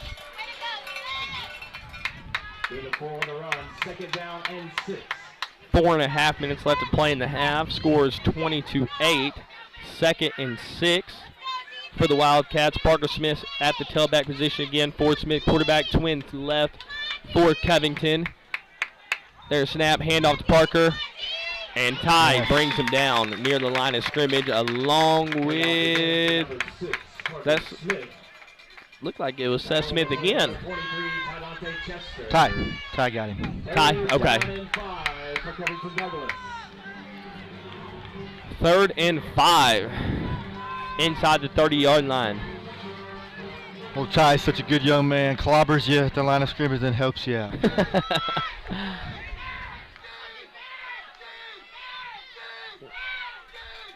Looks towards the sideline, get the call. Snap, play action, throw out to number 4. Trying to find room. Ooh. Mark hits him. Skubanek, David. Yes. Smith, 4 Wolverines in on the tackle to bring up a 4th down. I like the chance of defense in the crowd. The crowd's getting into it here, Getting Coach. loud, getting loud. When we're up 20-0, everybody's kind of sitting on their hands. But, the second drive here, the crowd is definitely getting into it. Cowbell. You always need more cowbell. That's what I've heard. I've heard that before somewhere. 4th and 3, more of a bunch gun formation and timeout. Little different formation there for the Wildcats, and on a big 4th down, Coach Harmon decides to call timeout, give his defense the best chance to succeed right here. So 3 minutes, a little over 3 minutes left to play. What do you say we just stay right here with it for a little bit with this 4th down upcoming? Lots going on here tonight. We got Pink Out for breast cancer awareness. We've got alumni band, as I said. We've got the Coach Bentz, Coach Teddy Bentz honoring him. So many of his former players coming back to honor him for his contribution to Garber Public Schools and our community. Just a really neat atmosphere and night, and a lot on the line tonight. Oh, no doubt. I mean, you throw in a rivalry game. You got senior night as well. I mean, this is a huge game, and not even trying to amp it up. I mean, we don't even have to try to do that. It's that big tonight. Here Cheerleaders look great. They were pink T-shirts on, representing football teams, all decked out in pink, and that's okay these days. Oh, no doubt. In October, Breast Cancer Awareness Month. Absolutely. They look good. Yes. So, 4th down after the timeout. Now a different formation for the Wildcats. Got trips. Parker Smith back at the quarterback position. Guy in motion. There's a snap. Parker Smith trying to run up the middle. Finds a little hole and looks like he will break one tackle. Breaks another tackle. Keeps running. Mark Bishop on his back. Then David brings him down. Tough run by Parker Smith. He's strong. He's a good athlete. And he's a coach's kid. So there's that stereotype there. You know, he's not going to give in. We talked about body language earlier. He's not a kid that's going to lay down. As a good run by him right there. In a big moment. After the run, 1st and goal near the 5-yard line. Keegan in motion, handoff to Keegan. He bounces, finds a little hole up the middle, and is brought down near the goal line, and he is in. So A.J. Keegan punches it in for the Covington touchdown to make the score 20-14. Got a cramp situation. I mean, going back, Parker Smith after that great play. Now he's stretching out one of the Wolverine players. Can't tell who that is. I have a suspect. It could be a usual suspect. Is that David Nagel again? Yeah. It may not be. No, David Nagel stand up. He's good. I think that might be Seth Smith. Seth Smith. Mm-hmm. Coach Hughes in, getting him stretched out for this 2-point conversion.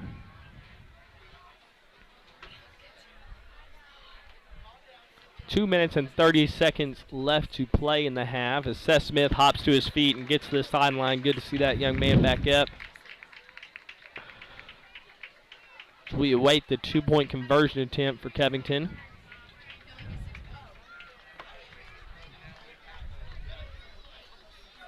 Both teams jog back onto the field.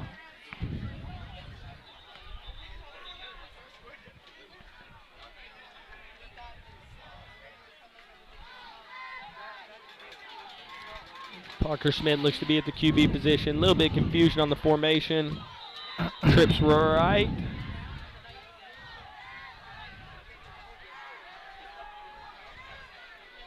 Try and get the call in. Keegan decides he wants to stay out wide right. It's going to be a run. Quarterback, no.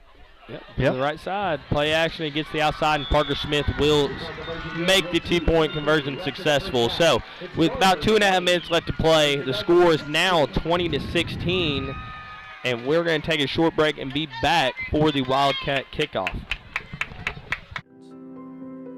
We are Maples, Nix, and Diesel Horst, and we are here to help.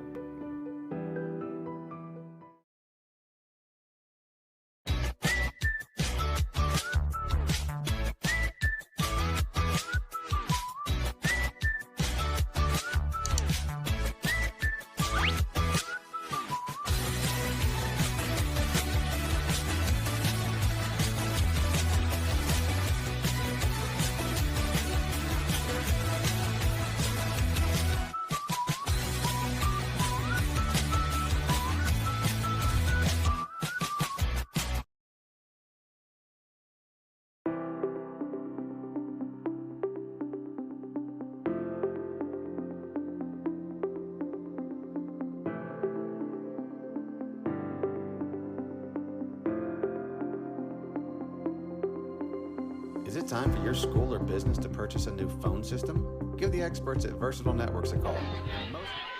Welcome back to Garber Wolverines TV. We await the kickoff by Austin Tipton. Another pooch kick. David Nagel catches it and gets down on a knee, and then we got a hit as he's on a knee. I mean, no fair catch was called, but he's on one knee and gets.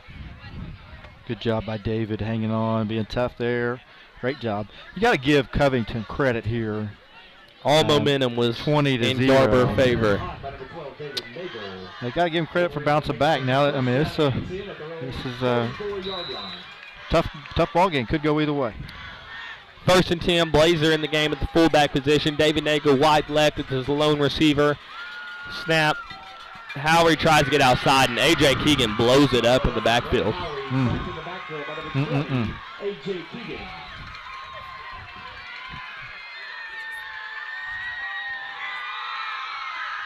After the tackle for loss by A.J. Keegan, 2nd and 15 upcoming for the Wolverines with 2 minutes left to play in the first half.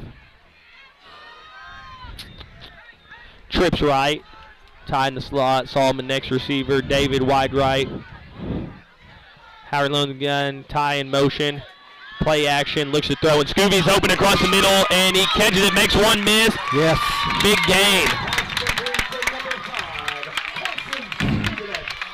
That play 9 out of 10 times this year has worked. Oh yeah, I mean it just seems like it's there a lot of the time, and that time Howery hit him in stride, and Skubanek when the ball was thrown wasn't even looking back yet. So on the money, trips right. There's a snap, screen pass. Oh, that's a lateral. We need to cover that up. Yep.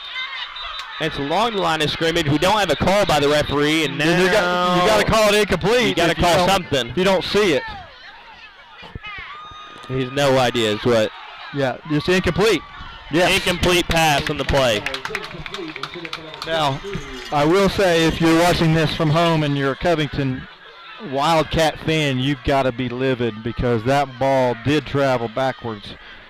But the side judge didn't notice that it went backwards, and it's not the referee's, the White Hat's job. And so Wolverines dodged a bullet is the bottom line. Yes, so 2nd and 10 at the 40-yard line, minute 33 left to play. Howard the snap, looks towards the right side to throw.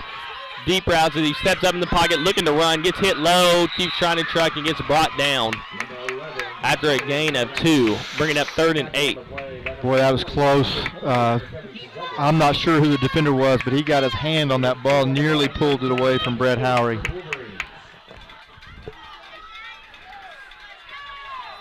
Ticking towards a minute, let's play in the half, 3rd and 8.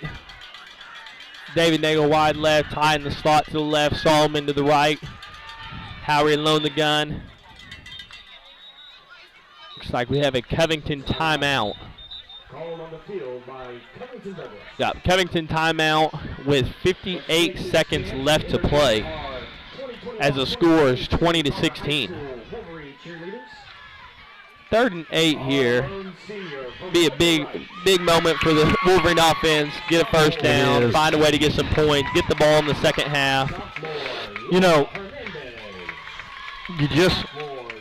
it's a win here, even if we just in the half without even scoring. Obviously, best case scenario, you want to score here, get some momentum back before half. But like you pointed out during a timeout earlier, we get the ball in the second half to start.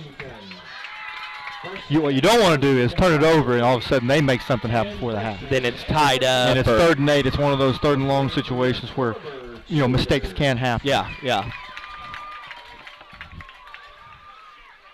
So Covington comes out of the huddle from the sideline, jogs back onto the field. Wolverine offense jogs back onto the field. 3rd and 8 inside the 40. Solomon Bishop wide right. David wide left. Ty looks like he's going to go to the slot receiver position on the left side.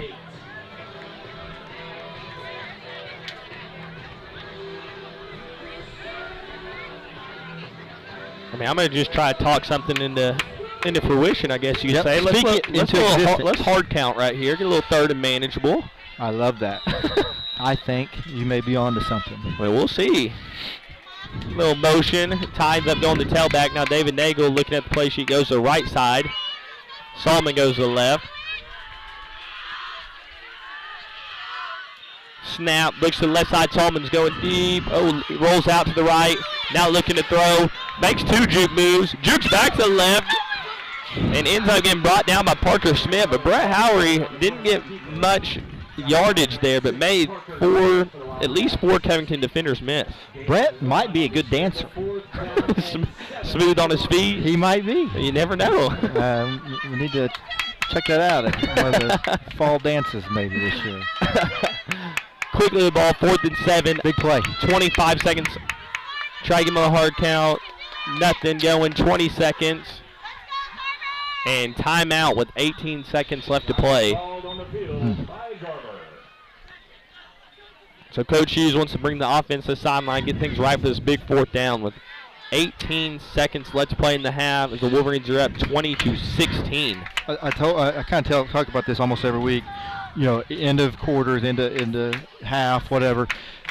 The way a coach handles it tells you something. Right now, if he just wanted the quarter to end, he doesn't call that timeout. And so I think he's thinking greedy here. Yeah, aggressive. He's wanting to get a first down. We may be out of timeout, so maybe something towards the sideline, and then a shot to the end zone. Yeah, He's got to be thinking that, or he wouldn't call timeout. Yeah, I agree. I mean, I guess one thing he could be thinking is, don't make a mistake, send it the other way. Yeah. So we'll see as Coach Hughes has his offense. I mean, we can either get something to the sideline. Coach Hughes, I mean, he preaches throughout his practice, hurry up, hurry up. He wants his offense to be as fast as possible. So if something happens to be in bounds, I think we're prepared to hurry up and get to the ball. Now it's a tough task with at the most 12 seconds left to get to the ball, get a snap off. You got a trick play here?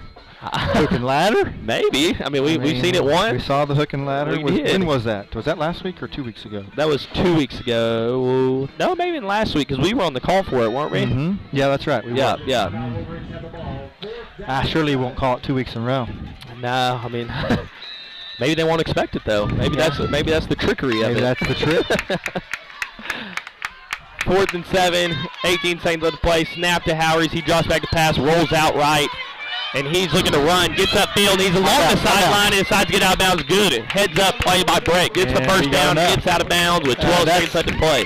That's heavy running by the freshman to get out of bounds to protect the clock and also get enough for the first down. And you also got the marker's on the opposite side of the field, so it's not like they're right in front of me. He's got no yards to gain to get to that spot.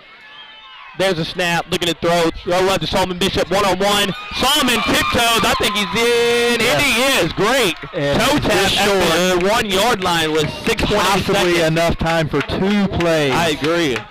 Wow. So here we are talking about maybe 2 plays. Now we're getting already 2 plays and still have 6.8 seconds in the half. Yes, looking back now, you see the mindset of Coach Hughes, and it's paying off the way he was thinking there with that timeout. Hopefully it pays off big. Yeah, spread formation here, 6.8. Receivers, 2 to the right, 2 to the left. Harry with the snap, looks to the left, steps up in the pocket. He's got to get in, get rid of it. Oh, a little shovel. Are you kidding me? Chester, what a play. Wow. Here I am getting nervous as you get bottled up, no timeout. Yeah. Just shovel past to Ty Chester, wide open in the end zone. He's Houdini down there on the goal line. He did that earlier in the year. He did. I want to say game 1. Yeah. It was something like that. Yeah, game 1 or 2. He's just balling. He's just playing. And that we talked about how that was a good sign, that he's relaxed enough to do something like that. Yeah, so a 2-point conversion, handoff to Ty. He gets brought down. Good stick by A.J. Keegan low. I'm telling you. Don't let that take away from the great play there by Howie. Finding Ty Chester, scrambling to his left. Can't turn and throw, so just shovel pass towards the end zone to make the score 26-16 right before the half. Jamel Holloway-esque, except forward instead of backwards. 1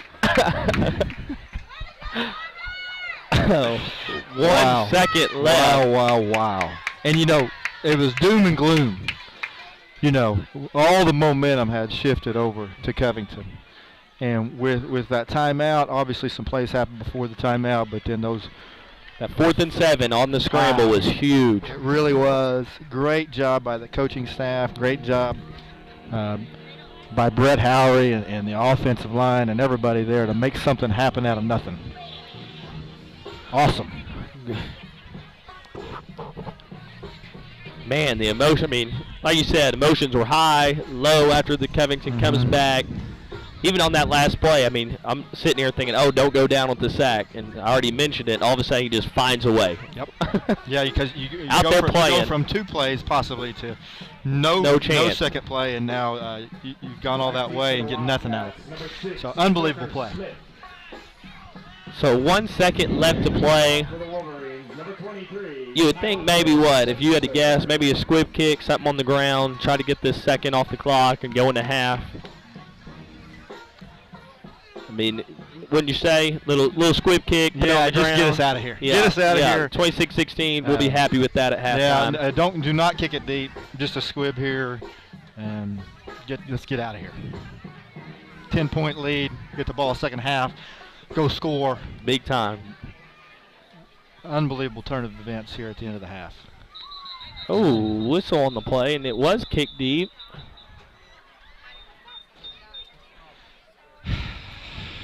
That's just, showing us coaches are confident in their kick coverage. What was the whistle for, Coach? Did you catch no idea. I was not sure here. Maybe referees weren't set, or I mean, there's no flags on the play, so maybe we didn't have to go ahead and. Yeah, you're probably exactly right. So looked like the kick was going to go deep to Parker Smith with 1 second. See if it's the same call here. And it is kick towards the sideline. I like and it. Out of bounds. Like yep. Don't let Parker Smith have a chance to return. I think that was what was meant, the first one. Get it out of bounds, down there where they've got to go a long ways, and be interesting to see what Covington does here.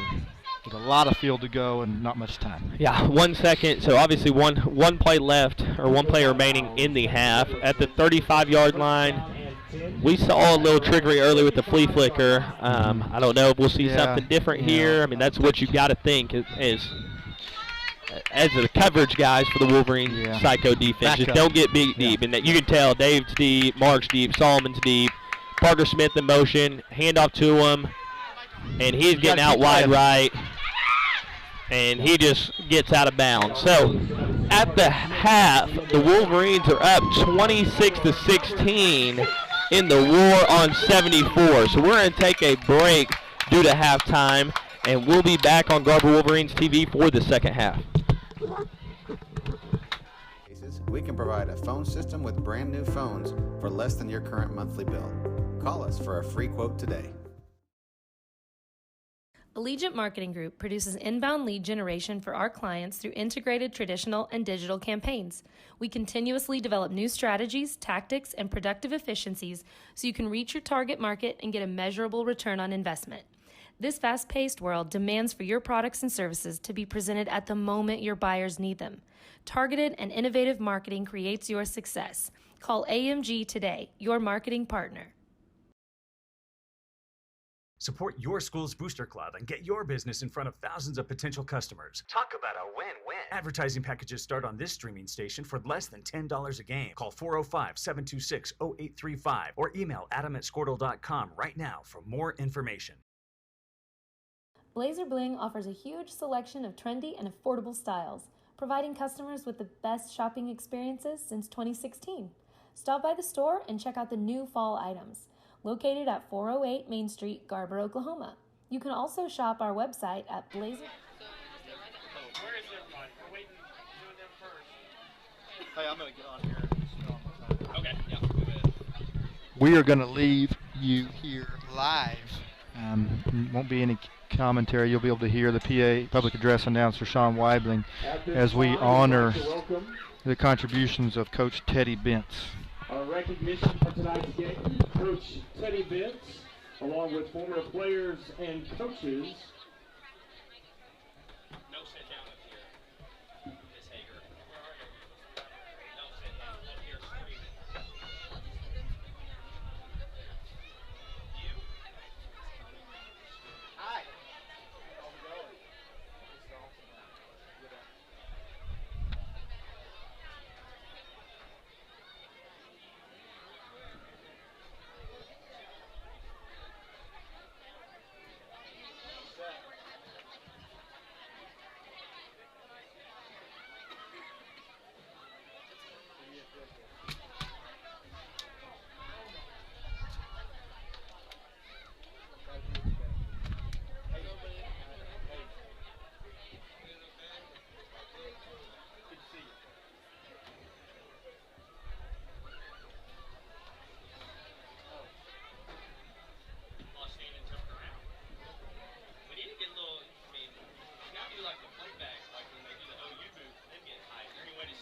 Tonight, we come together with former players, coaches, and administrators to honor former Wolverine player and coach, Ted Bentz. Teddy Bentz was a 1965 Garber High School graduate. During his high school career, he was a member of a state champion baseball team, and as a senior, he led the Wolverines to a state runner-up finish in 1964 as quarterback. He then went on to play 4 years of football at Southwestern Oklahoma State University, where he held a 20-year-old school record for most touchdown passes in a season. His Bulldog team his senior year finished 4th in the nation. Coach Bentz returned to Garber to teach and coach, and in 1978 took over the head football coach position. When he took over the program, the Wolverines held a school record for the most consecutive losses. His first season at the helm, his team went 3-7. In his second season, Coach Bentz's team went 10-3 and made an appearance in the state quarterfinals. After stepping away as head coach, Mr. Bentz moved into multiple roles at Garber High School. He served as assistant coach, teacher, and administrator throughout the 1980s. But in 1994, Coach Bentz was asked to once again take over the head football coach position at Garber. He proceeded to have 3 10-plus winning seasons during his 5 years of his second stint, culminating in a 12-2 state championship season in 1998.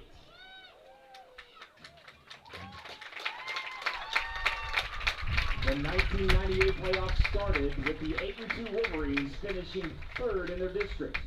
Their first round game was at Cyril and ended with an 82-80 6-overtime victory on the road. The win still stands as the most overtimes ever in an Oklahoma playoff game. Their quarterfinal round forced the Wolverines to travel to Cherokee for a rematch with a Chiefs team that had previously defeated them in district play. Garber came away from the game with a 40-38 quarterfinal win and headed to a semifinal matchup with OCS. A 40-34 win against the Saints propelled the Wolverines to a state championship win over Walika, 36-14.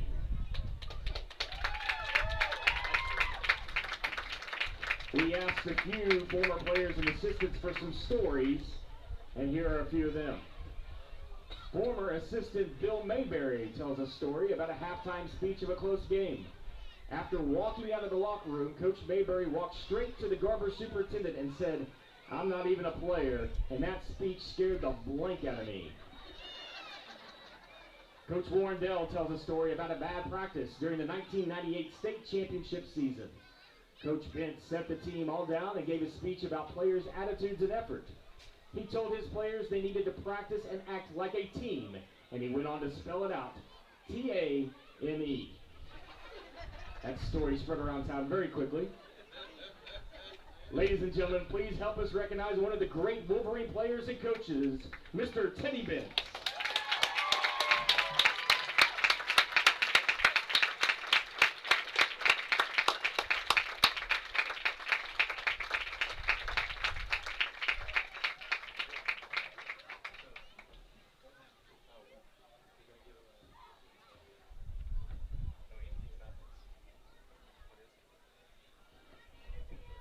Now presenting a token of their appreciation, former players and coaches of Coach Bentz and Garber Athletic Director Mr. Warren Dell.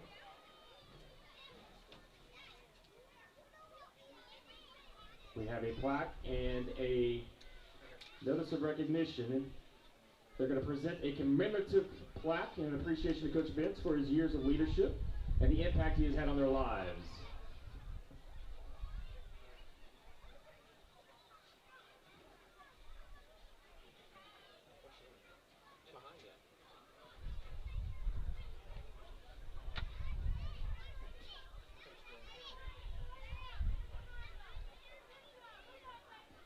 Also being presented is a framed picture of his career. We asked all players and students that were influenced by Coach Bentz to sign their names on the framed canvas during the second half. The mural will be placed in the stands for you to sign during the second half, and additional opportunities for you to sign will be at a gathering for Coach at the Community Center immediately following the football game. Once again, let's hear it for Teddy Bentz.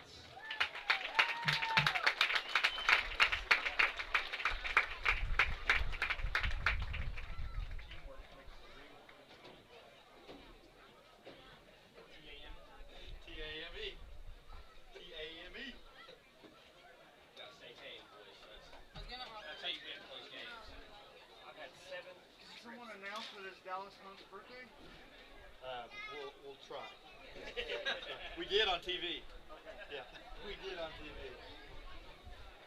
If we win, we definitely will.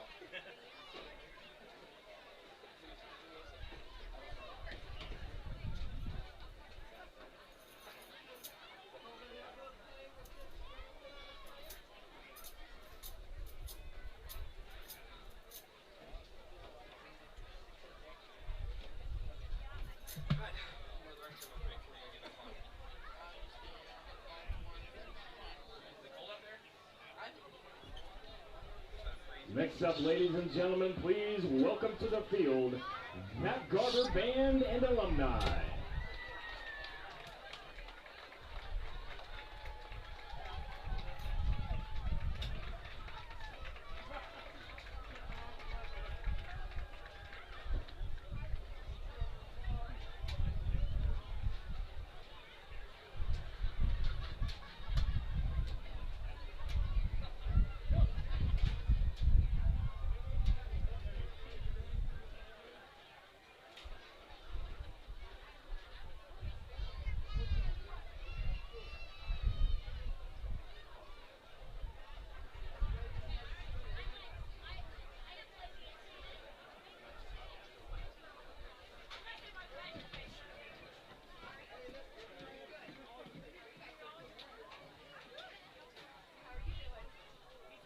.com or over on the app, available on Apple and Google.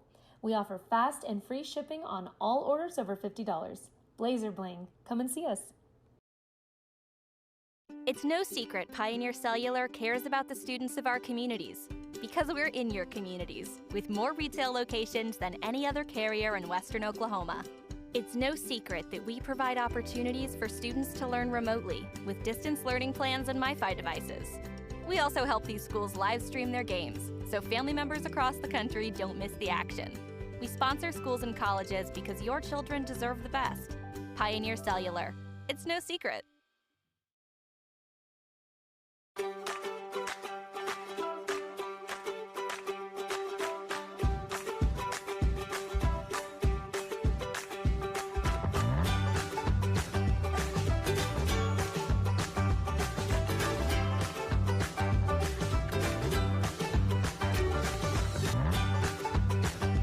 Stream with Oklahoma's #1 high school streaming service, Squirtle.tv. Find out more at squirtle.com/stream. Brian Bishop was born and raised in Enid and has raised his incredible family in the area as well. His youngest boys attend Garber Public Schools, which of course makes him an avid supporter of all Garber Wolverines athletics. In addition to his diverse background, Brian has been blessed to serve in ministry for most of his adult life as well. He is now thrilled to have the opportunity to join Blevins & Co. Realty and serve the great people of Northwest Oklahoma with all of their real estate needs. So contact Brian Bishop today at 580-297-5010. Dr. Matt Dieselhorst at Dieselhorst Sports and Orthopedics can help you get game day ready. Dr. Dieselhorst works with athletes of all ages, taking a coordinated approach to accelerate return to play and maximize athletic performance. His work with pros in sports training, injury prevention, bracing, functional rehabilitation, and imaging works seamlessly with his medical and surgical expertise. Get started by going to Dieselhorst Sports and Orthopedics. Let Dr. Matt Dieselhorst get you back on the field, backing all Oklahoma athletes on the field and off. Imagine a school with more than 26,000 enrollments per year, cultivating opportunities for students to develop new skills and gain industry-recognized certification. Now imagine a corporate training center that partners with more than 500 local businesses each year, providing a productive and prepared workforce for employers in Oklahoma through customized training. Now, imagine a community resource who believes our business thrives when our community thrives. We aren't just the local Votech, we are Autry Technology Center. Garber Co-op, serving the communities of Garber, Fairmont, and Covington, knows how important high school sports is to the community and is excited to help sponsor this contest. The Garber Co-op can help you with all of your grain, fertilizer, custom fertilized spread, feed, fuel, and propane needs. Visit the Garber Co-op today or call us at 580-863-2292. The Garber Co-op salutes all of the coaches, athletes, and cheerleaders who make the commitment to make high school sports great. At Maples Nixon Diesel Horse, we've helped a lot of people, and our goal was to treat each and every person like a friend. And as a friend, we've got your back always. We understand what you're going through. Being lawyers is what we do, but it's not all that we are. We care. We'll stand beside you throughout the entire legal process, not just as lawyers, but as your friends. We are Maples Nixon Diesel Horse, and we are here to help.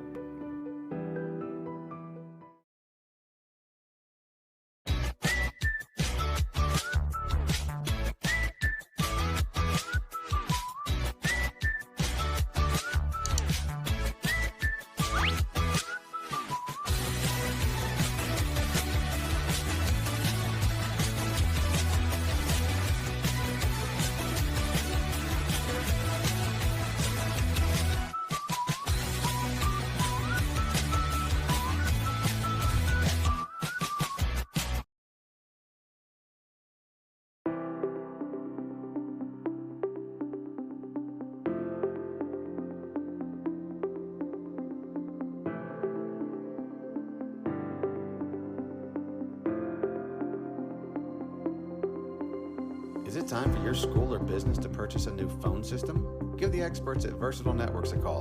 In most cases, we can provide a phone system with brand new phones for less than your current monthly bill. Call us for a free quote today. Allegiant Marketing Group produces inbound lead generation for our clients through integrated traditional and digital campaigns. We continuously develop new strategies, tactics, and productive efficiencies so you can reach your target market and get a measurable return on investment.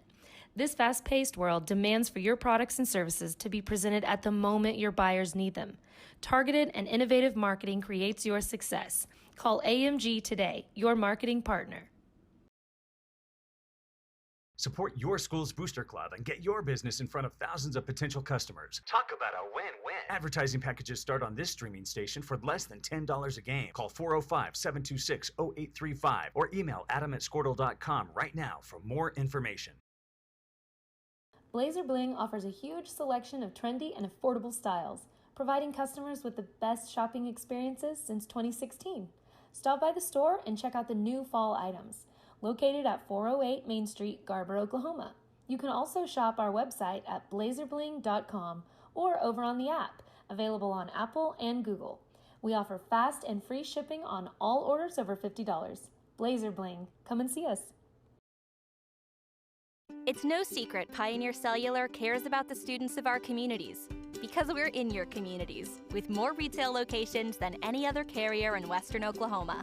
It's no secret that we provide opportunities for students to learn remotely with distance learning plans and MiFi devices.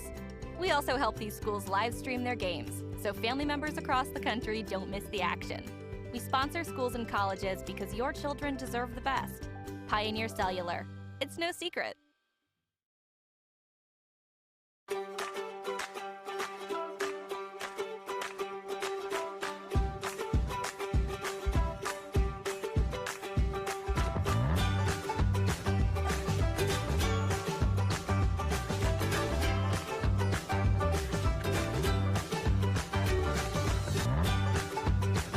Stream with Oklahoma's #1 high school streaming service, Squirtle.tv. Find out more at squirtle.com/stream.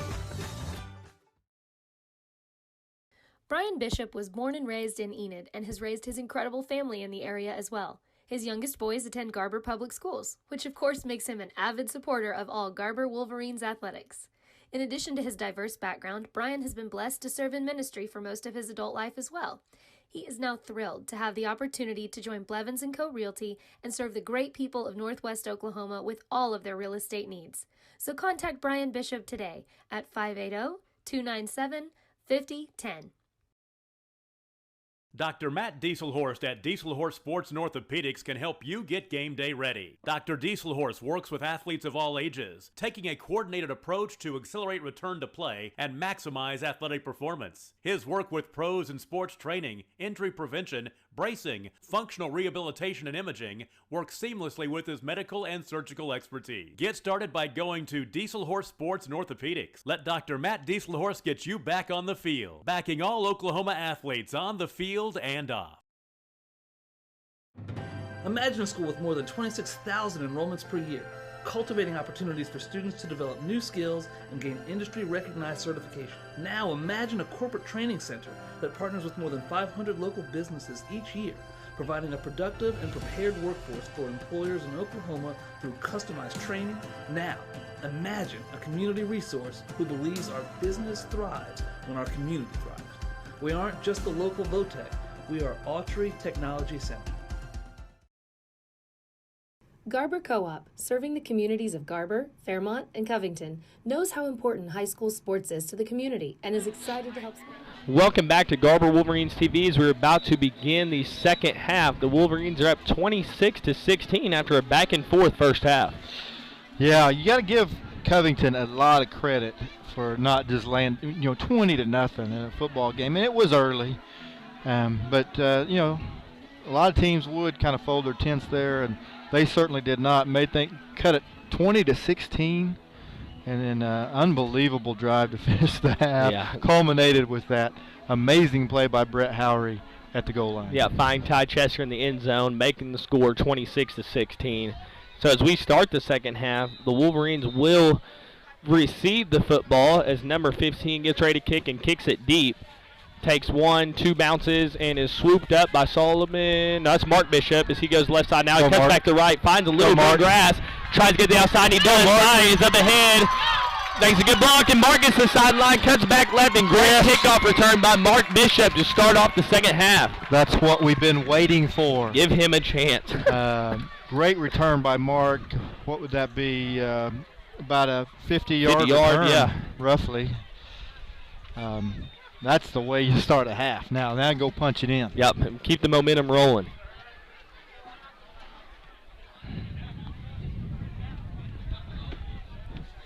Gets on the left side and kind of reverse field. And you knew if you could get around the right side, he'd have room to run, and that he did. So 1st and 10 from the 30-yard line. First drive for Garber of the second half. Howard in the gun. There's a snap. Pitch out to Ty Chester. Cuts up field. That's a play we saw early in this season a lot. We hadn't seen it the last couple of weeks. Be interesting to see if we can run that a few more times here this half. Got timeout called by the referee. Wants to check. Check on number 10. Yeah, number 10 has to leave the field. Hope he's okay. What's his name? Number 10, Drake Doherty. Yep. Another one of Coach Kenny Doherty's sons. I hope he's able to return quickly. 2nd and 7 after the official timeout. David Nagel is a lone receiver in the game. Blazer in the kind of wingback tight end position. Snap, hand off to Ty. Ooh, gets wrapped up low. Good tackle by number 7, Miguel Tarango. Well, it was freshman Miguel Tarango. Got him low. Got him low, tripped him out. After the loss of the play, third and 11. Trips right. Brought some receivers on the field. Got the Bishops in. Dave in. Howard loaned the gun as Skuvanek motions to the tight end position. Snap. Oh, steps out of the pocket and nothing going there as number 20, A.J. Keegan, brings him down for the sack to make it 4th and long. So after the kickoff return by Mark Bishop, couldn't really get things going offensively on the first drive. Yep. Got a punt here. Yep, no one back deep. Ty with the snap, low kick, give us a good bounce. Come on, bounce the right way. Ooh, and kind of stops. It did. So inside the 20, about the 17-yard line. The Wildcats will take over with 10 minutes left to play in the third. We do have a flag on the play. Oh. Waving off the flag. No flag on the play. Wildcats will take possession. So Covington takes over 1st and 10 from the 18-yard line. That's an opportunity here for that Wolverine defense to establish itself. Kind of had a rough couple of last possessions. Really had Covington in some positions to stop him, but I need to get those stops going again. Yeah, so turnovers. Parker Smith gets it on the jet sweep, bottled up by Ty Chester near the line of scrimmage. Parker Smith, brought down by number 23. Parker Smith, yep. Good play by Ty. No gain on the run. 2nd down and 10 for the Wildcats. So again, as you mentioned in the first half, you're going to see Parker Smith line up all over the field. Starts out at receiver, now he's bouncing back to quarterback. He looks towards the sideline, get the play call. Wolverine defense, Ty Chester creeping towards the line of scrimmage. Spins off one. Ooh, good play.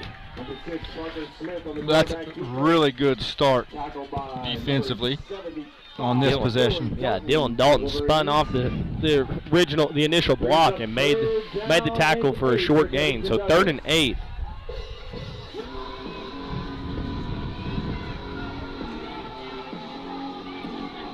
Ford Smith back to the quarterback position. Parker Smith goes out wide right at receiver. There's a snap, drops back to pass. Boy, Hooks is going to get him. Ooh. Oh. Good coverage by Mark Bishop. Right behind him, he does make the catch, but able to bring him down for a short gain to force 4th down. Well, I thought Trenton Hooks was going to too. get home. Coming off the edge, I thought he was going to get to him. Good throw by the quarterback. Looks like special teams unit coming in for Covington. I like it. Good start. I think they are going to punt it. You never Deep know. in their own territory. Football. You just never really do fully know. Ford Smith back to kick, and he will punt it. No one back to cover. Takes 1 bounce, 2 bounces. Bounces to the 42-yard line. So great start by the defense after the turnover on downs. 3 and out to give Garber the ball back with a little second under 8 minutes left to play in the third quarter. Garber offense quickly back on the field.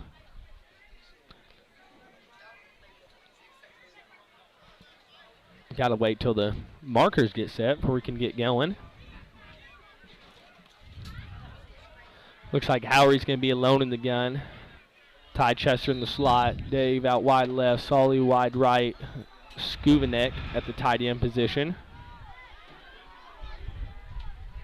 Solly in motion. Snap.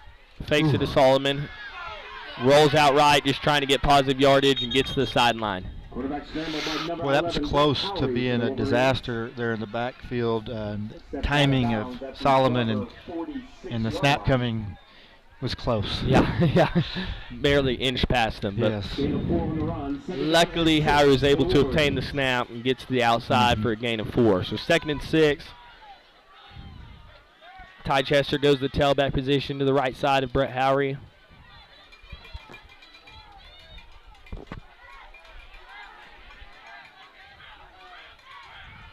Gliding a snap to Howery as we drop back to pass. Oh, looks to throw, decides against it. Pump fake, gets upfield, and decides to get down. Oh, late flag comes in. I didn't see any Wolverines involved there. That has to be on Covington. But I've been wrong tonight. But I'm not this You time. are correct. Personal foul against the Wildcats.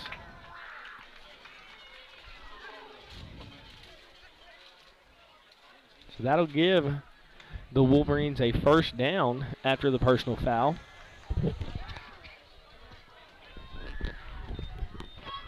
After the penalty. Inside the 40-yard line. Twins left. Ty still the tailback position to the right side of Howery.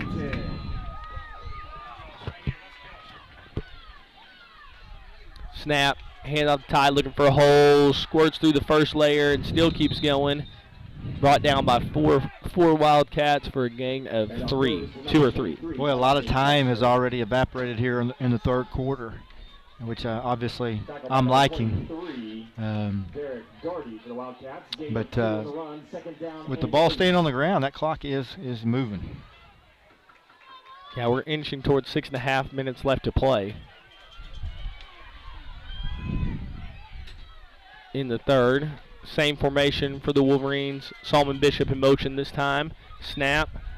Looking downfield. Nothing there. Looks back. Rolls out left. Still looking upfield. Throws on the run the left side. Tries to find Dave. And yes. Flag comes in late from behind the play. He had his hand on the back. On his back. And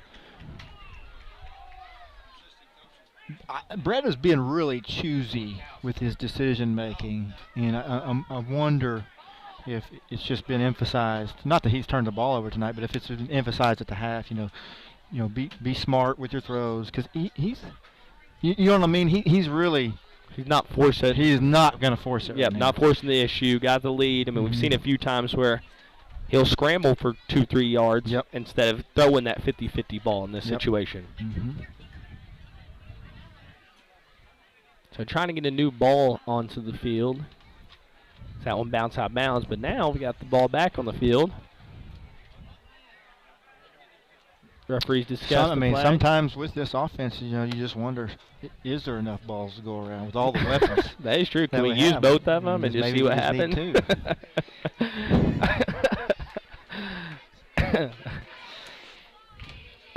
Hand off one, throw the other, and then we can decide after which one looked better. Or right. Absolutely. We wave off the flag after all that. Oh, my. How? Well, and again, I understand the Covington folks, good Covington folks out there like the call. Makes you wonder what he saw if he threw the flag then. But 3rd and 8, nevertheless. Twins left, 36-yard line. Right pass to Skubanek, right side, gets positive yards, but looks like he'll be 3 yards short, 2-3 yards short of the first down. So 4th down. Yeah, it's a short 3. Quickly the ball. Tries to give him the hard count. Good discipline by both sides. Yes. 10 seconds on the play clock. Howard gets a snap. Hand off to Ty. He gets the right side. Get upfield. Yep. Cuts upfield. One miss. Oh, did he drop it? No. Okay. Goes he went down weird, almost like he did drop it, but must have been just tripped up funny. So, great cut back upfield to give the Wolverines a first down. Great play. Good job, Ty. Good job, offensive line. First down and 10. That was big first down. 1st and 10, nearing the red zone. Twins left. Howry awaits the snap. There's a snap. Play action. Quick pass to David Nagel. He gets the catch. Lowers the shoulder to get upfield and earns a tough 7 yards to make it 2nd and 3. Tackled by number 7, Miguel Tarango for Covington Douglas. Been pounding the ball with the run game quite a bit. Went play action, quick pass right there. Gave David Nagel some room. I like that play. Kind of let him into his run as well. Nice throw by Howard. Howard decides to keep it, and number 38, Cash Pearson, read with a great read. Big play for Covington to back Covington it up. Defense. Big play. Tackle for loss of 8 yards, so now 3rd and 11 from the 25-yard line. A 3rd down and 11.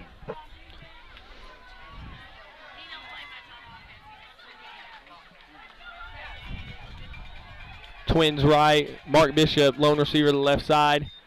Draws back to pass, throws it to Solomon, one-on-one coverage, good ball. Solomon runs down and he's in the end zone. Good ball on the money. Solomon gets the feet down, gets inside the pylon for the touchdown, making the score 32-16. Wow, what a great throw as you pointed out. On the money. Love it.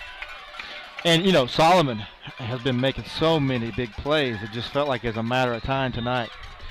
He had that one where he went down at the 1 yes. on kind of a very similar route. That time he made sure to get the feet down. On a tear touchdown making, though. I mean.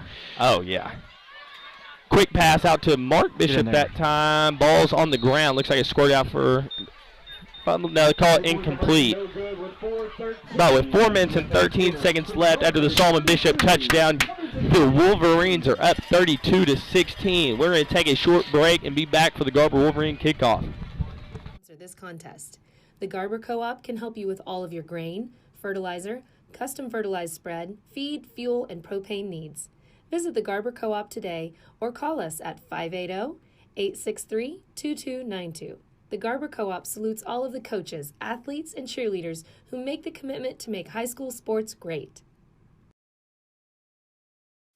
At Maples Nixon Diesel Horse, we've helped a lot of people, and our goal was to treat each and every person like a friend.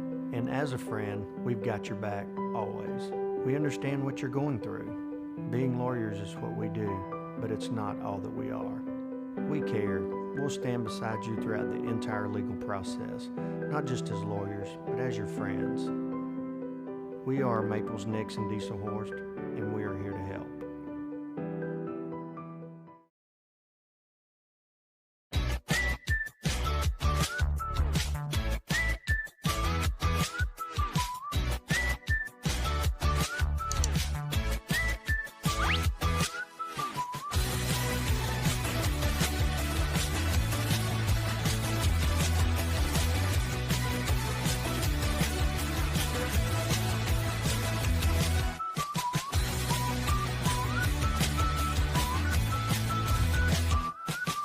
Things work right there, making it happen. Sometimes you just got to do what you got to do.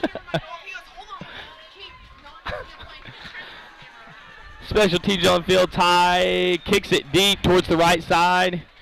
Kind of been a theme tonight. Yes. Kick it right side, get it out of bounds. Don't let the ball get in Parker Smith's hands. Smart.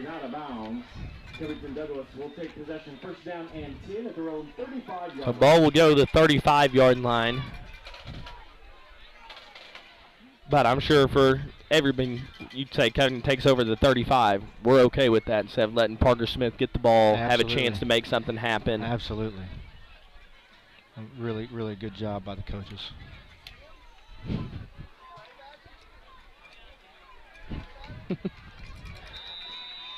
Got a young fan in front of us, amped up, loving the game so far. Trying to get some TV time. Snap to Ford Smith, handoff to Parker, looking for room to run, and the Wolverines just blew it up. No room right there. Wow. Scoobneck's in the backfield. We had Dylan Dalton, Ty Chester. He looked right, left, up the middle. Not a good choice in that situation. Nowhere to go. Great job by the defense.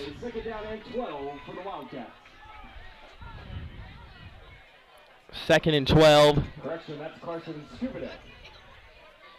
Ford Smith, QB, Parker Smith, tailback, one wide right, one wide left. There's a snap. Play action, looking to throw. Getting pressured. It's open. Ty chases him down, gets a hold of the jersey and brings him down. Good solo tackle on number 10, Cooper Sherman, as he had a little bit of room on the right side. Good pursuit by Ty to continue to play. And that takes a lot of effort. Ball will be spotted at the Covington Douglas 41-yard line. Third down and 4. Third and 4. Upcoming Twins right. Parker Smith moves back to quarterback. Snap, finds a hole on the left side, tries to get outside. And Ty shoves him out of bounds, and we have a flag behind the play, and I think there's a block on David Nagel, so that'll back up, I believe. Hi, Emma. It's not updating. Are you updating it? Yeah, I'm getting it. I'm not getting anything. This is your iPad's not connected anymore. So referee's discussing the flag.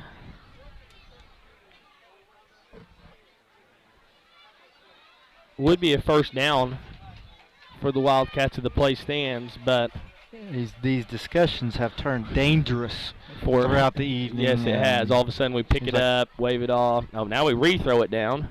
Yeah. That's a little emphasis. Throw it down once. He's going to stick with this call. Yeah, I believe so. You throw it down once, maybe. Twice, you got to stick with it. Yeah. Backed himself into a corner here. And it will be, I believe, a blindside block against the Wildcats, so that will back it up. Ooh, big penalty. Yes. So 3rd and 14, 3rd and 15, 3rd and 15, 3rd and long situation. Good chance for this Psycho defense to make a play. A lot of receivers on the field. Trips right, receiver wide left. To dial up a little pressure. Come on. Keegan in motion. It's the left side. Snap to Ford Smith, looking to throw. Drops back. Throws it to the sideline to Parker. Makes a good move. Gets past Solomon, and he's changing field. Gets to the left side. Solomon's trying to give him pursuit. And Solomon's speed will catch up to him and bring him down inside the 10. But that doesn't take away the big gain by the Wildcats. 60-yard gain, I believe. A little over to make it 1st and goal. And there you get to see the speed of Parker Smith on display that has no touchdown. But that's why we've been kicking it out of bounds. 8-yard line, 1st down and goal for Wildcats.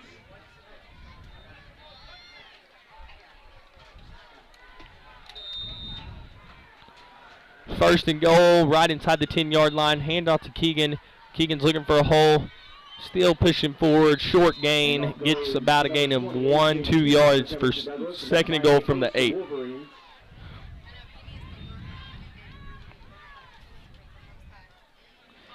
2nd down and goal for Covington Douglas.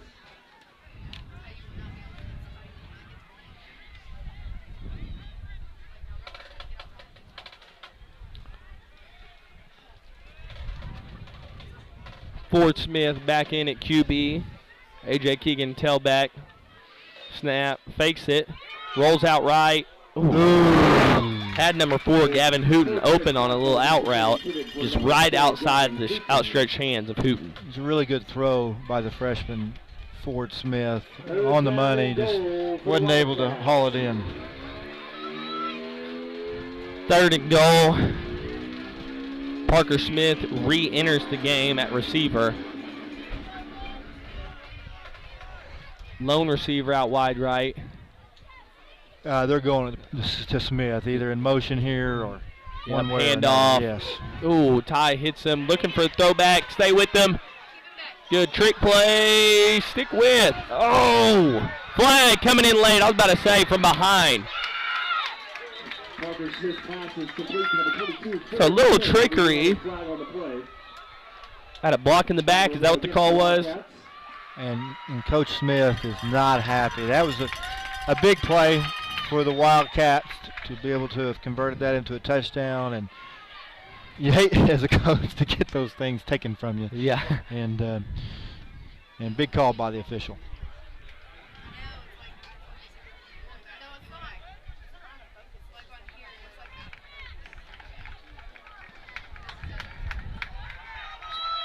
So that will back it up.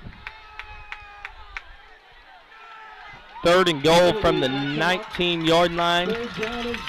So here's a huge chance for the Psycho defense.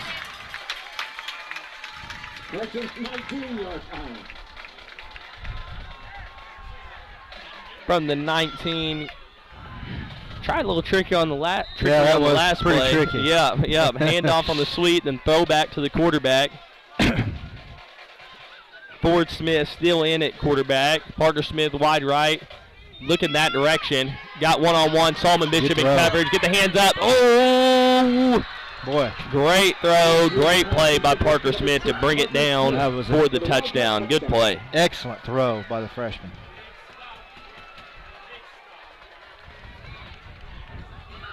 So after the touchdown from Ford Smith to Parker Smith, the score is 32-22. So this 2-point conversion is huge to keep this game from being a one-possession ball game. Yes, it is.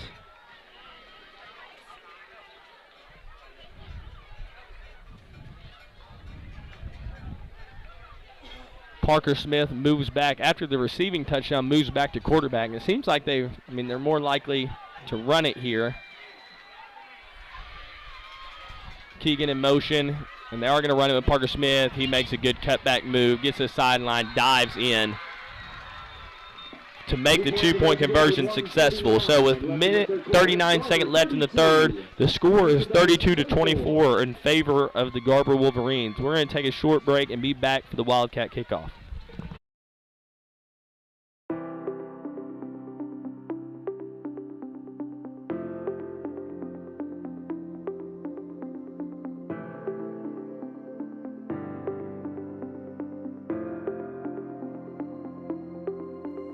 Is it time for your school or business to purchase a new phone system? Give the experts at Versatile Networks a call.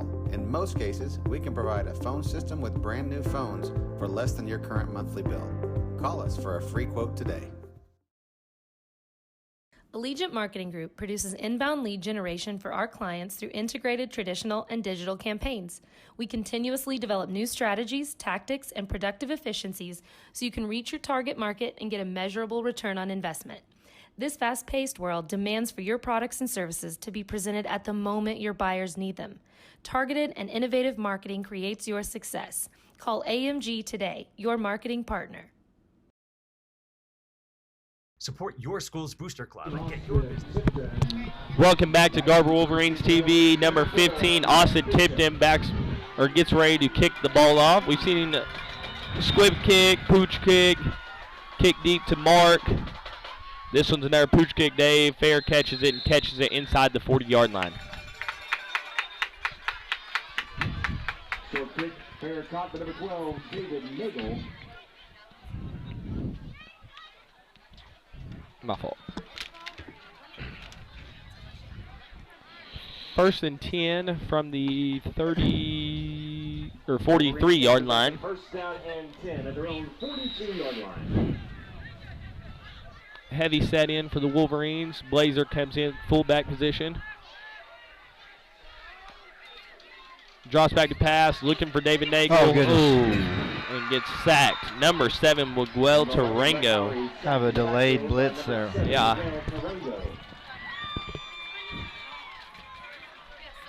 They've been getting to Howry a little more. It's more in the second half, I agree.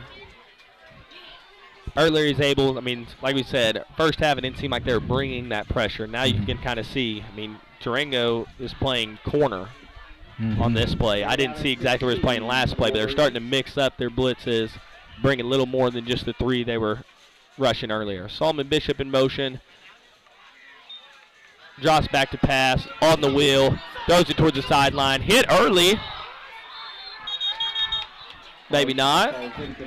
Looking through my maroon glasses, I guess. I think what maybe the official might be Catchable. thinking is that it was going to be out of bounds anyway. Must not have seen Solomon Bishop jump. I think he maybe had a chance to get the foot down. Yeah, He's made some crazy catches pretty good throughout this athlete. season. You're right. Solomon's limping slightly. So Mark Bishop comes on the field late. Plenty of time. Yep, 10 seconds still on the play clock. 3rd and 16. Ty in motion. Snap. Looking towards the right side. David Nagel's got room. Ball thrown up and he high points. Takes the catch. Hands comes to the ground, but not after the big completion for the 3rd and long. First down. Big play. Big play. I like that play. Bringing a guy in motion kind of puts the secondary at a choice. Do you take the wheel route or do you take David going across the middle? And good read by Howry, noticing they took Ty Chester along the sideline that time, hit Dave across the middle for the first down. Quick pass, David now, a quick out route. Go, Dave. Oh, gosh. Ooh. Wow. Might be a targeting there. Yeah, get his feet tangled up, and 64, Austin Jordan comes flying in with the big hit. And good hit by 64. No doubt about it. Like it's up a little high. 10 seconds left in the third quarter, 2nd and 4 inside the 30-yard line. Wolverines look toward the sideline. Looks like we're just going to wait, go into the 4th. And we will. So third quarter comes to the end. Score is 32-24 in favor of Garber. Fourth quarter is upcoming after this break with the Wolverines threatening to get into the red zone and then into the end zone.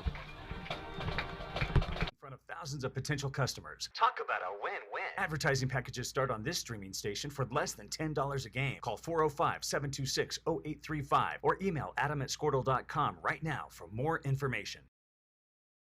Blazer Bling offers a huge selection of trendy and affordable styles, providing customers with the best shopping experiences since 2016. Stop by the store and check out the new fall items, located at 408 Main Street, Garber, Oklahoma. You can also shop our website at blazerbling.com or over on the app, available on Apple and Google. We offer fast and free shipping on all orders over $50. Blazer Bling, come and see us. It's no secret Pioneer Cellular cares about the students of our communities because we're in your communities with more retail locations than any other carrier in Western Oklahoma. It's no secret that we provide opportunities for students to learn remotely with distance learning plans and MiFi devices. We also help these schools live stream their games, so family members across the country can... 8, 3, 2, 3. Welcome back to Garber Wolverines TV. Sorry for the late start. There's raffle going on. I was kind of trying to think if I bought a ticket, and it's hard to win when I didn't buy a ticket, so that's my bad on that deal. Yeah, it's unfortunate, Coach. I mean, you got to plan ahead. That's I mean, I just didn't even see it. Must have walked right by it. Too focused on the game. Just didn't even notice. It's a big game. Yeah. It's a big game tonight for sure. First snap of the fourth quarter, 2nd and 4 inside the 30-yard line. Howard with the snap, looking toward left, quick pass to Mark Bishop. He catches it, gets to the sideline. Ooh. Tough tackle from behind. I believe he got enough for the first down. Yes, he did. Inside the 25-yard line now. Solomon Bishop and Ty Chester re-enter the game.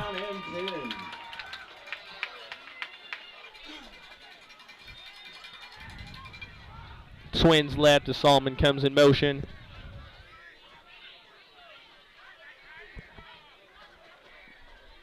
Tied the tailback and gets him. Yep. Man, we need to have a conversation with our coaches and just why is that so effective? Are they mixing up the cadence? What is it like? What makes it work? It seems like every time. When we notice, maybe our players notice that they're timing, they're rushing, trying to time the snap or what. I need to find this out because I'm intrigued with its effectiveness. It just seems like a 90% means success rate. Yes. Quick out route to Ty on the swing route. As he goes back to the left side, he gets the outside. Big hit along the sideline, but gets a gain of 6 and gives the Wolverines a first down. Into the red zone are the Wolverines, 1st and 10 from the 13-yard line.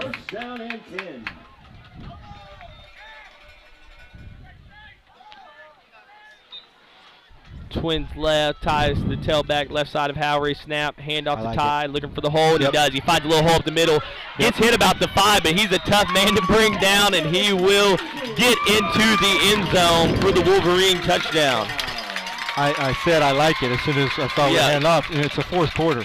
This is where really Ty can wear down a team. And they don't want to tackle Ty Chester right now. I mean, and don't get me wrong. They are tough kids over at Covington.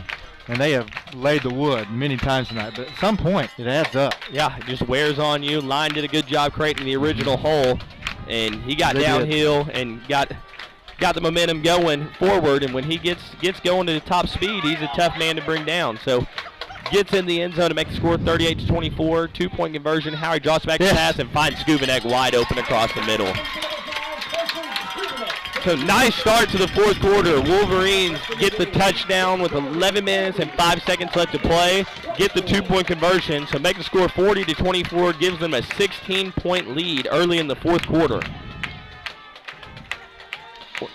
Big drive. Yeah, I mean, kind of got it to one possession. They've got the big play, got the 2-point conversion, made it one possession. So a big bounce back drive for the Wolverines to push it back to 2. You know, I'm an old coach. I'm a worrier a little bit, and you know, sometimes when you rely on the pass, I was sitting there thinking, golly, I'm getting nervous because they're driving it with the run mainly, and I'm starting to get in my own head a little bit.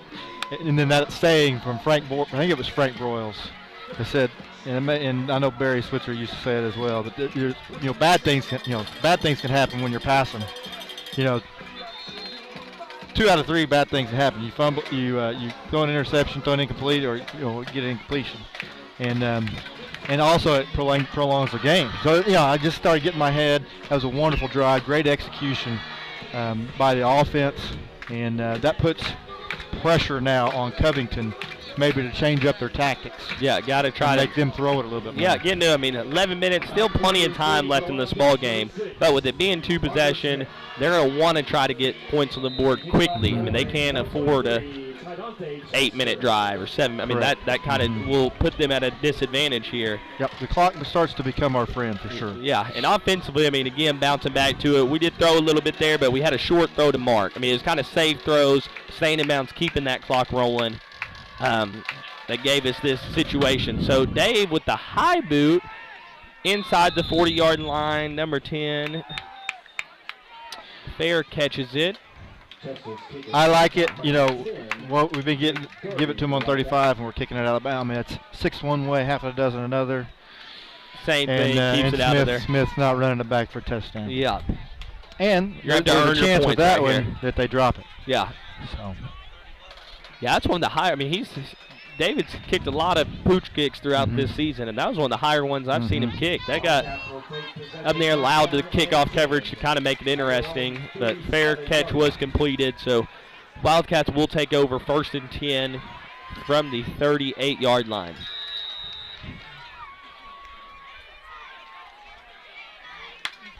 Ford Smith at quarterback.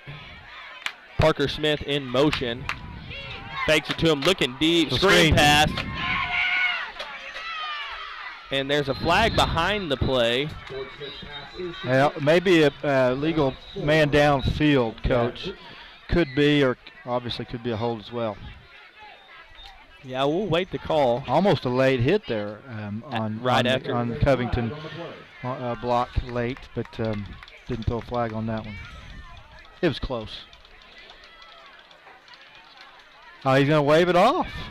So another discussion, wave off situation here. I like the screen call. Yeah, I gave Hooten a chance, have a little space, blockers out in front. There you are, right there, okay. 1st and 10 at midfield, under 11 minutes to play. Has the ball, 1st down and 10 at the 50-yard line. Trying to get the play call in. Looking towards his receiver, the right side is Ford Smith. There's a snap. So he looks that way now. He looks left, looking for Parker Smith. And Parker Smith has a little opening. And David Nagel with the great play. Whew, I thought we were in trouble. He was open. David closed thanks to a misthrown ball. It was just a little underthrown. Gave David a chance to catch up. Big play there by David. After the incompletion, it will be 2nd and 10 from midfield.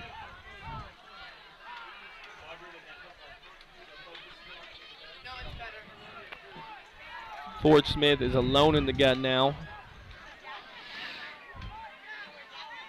Parker Smith in motion, handoff to Parker Smith, trying to find a hole, cuts back upfield, breaks one tackle, and brings him down. Trenton Hoops brings him down after a gain of 6. So 3rd and 4 upcoming, but bring him down short of the sticks, keeps the clock moving as we get close to 10 minutes, 15 seconds left to play in the 4th, holding a 16-point lead.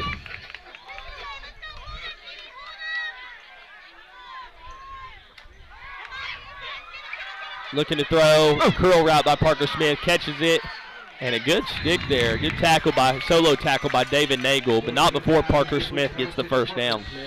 Parker Smith's going to be tired tonight and sore tomorrow. You know, the thing is you just got to know where he's at. Yeah, I mean, they're going to him. Yeah, it seems like every time. I mean, if he's tailback, they're handing off. Quarterback, they're faking. Not this time. He is out of the game. Surely they don't just throw it to him out of bounds. I'd take it. Hand off to Keegan up the middle. Gets a gain of 5 on the first down carry. And he looks a lot like Parker Smith. Keegan does. Nice, tough runner as well. Quickly back to the ball. Covington got Keegan in the pistol. Back, handoff to him up the middle again. Brings him down. Well, maybe. Keegan, tough runner. He is. Bounces off a few tacklers, but it looks like he will be short of the line to gain. So 3rd and short.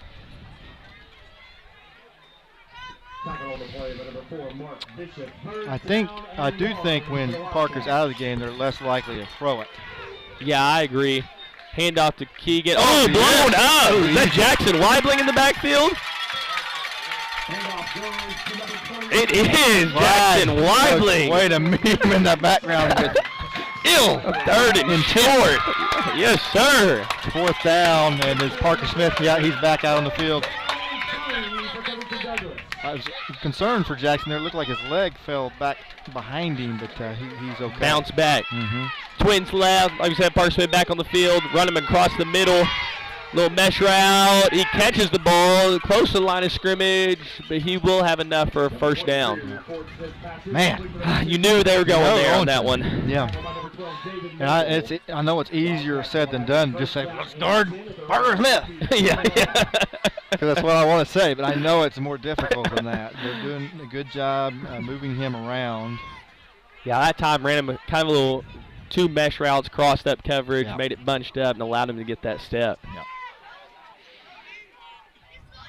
So 1st and 10 as we're 8 minutes left in the 4th quarter. 4 dropbacks pass, looking for. Looks like they're going to throw a screen, and the Wolverine defense bit on the screen. As number 7, Tarango sneaks behind and scores. Because you're thinking they're going to Parker Smith, just like you and I are. Yeah, I thought the exact same thing. When he dropped back, Parker looked like he was going for a screen. I was thinking the same thing. So big 2-point conversion again, as the touchdown brings it to a 10-point game. So a successful 2-point conversion makes it 1-possession game. If they are unsuccessful, Garber Wolverine will still have a 2-possession lead. Snap, pitch out to Parker Smith, tries to get to the outside and cuts upfield and scores. So Parker Smith scores, makes the 2 points after the 2-point conversion, makes the score 40-32 with 7 minutes and 53 seconds left in the 4th. We're going to let you hear from our sponsors and be back for the Covington kickoff. We sponsor schools and colleges because your children deserve the best. Pioneer Cellular. It's no secret.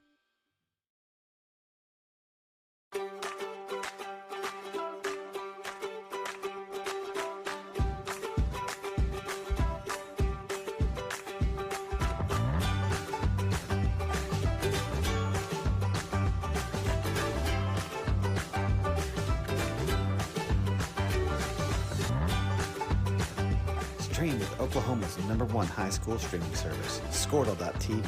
Find out more at Squirtle.com/stream.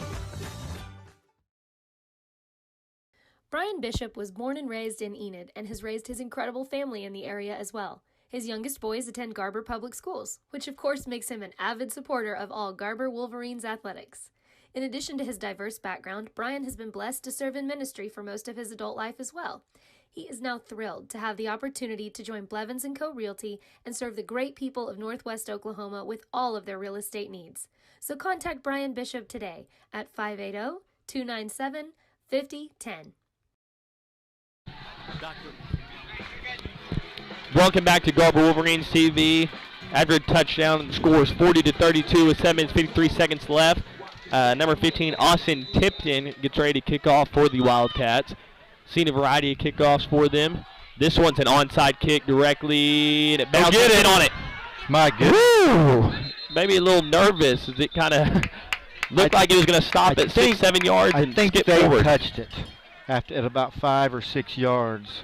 Officials threw the beanbags out, to indicate that. I think that's when Covington didn't jump on it. Okay, because David Nagel ended up jumping on it, so it's definitely the Wolverine football. Yep, you are correct.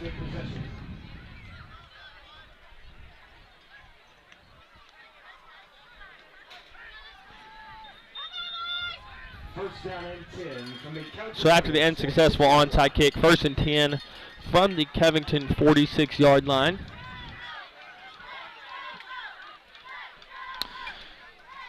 Let's go score. Yeah. We can't take our foot off the gas at this point. Lots of time left. Looks like we got our kind of heavy set gun formation. Blazers in at fullback. David Nagel, lone receiver. Real wide to the left side.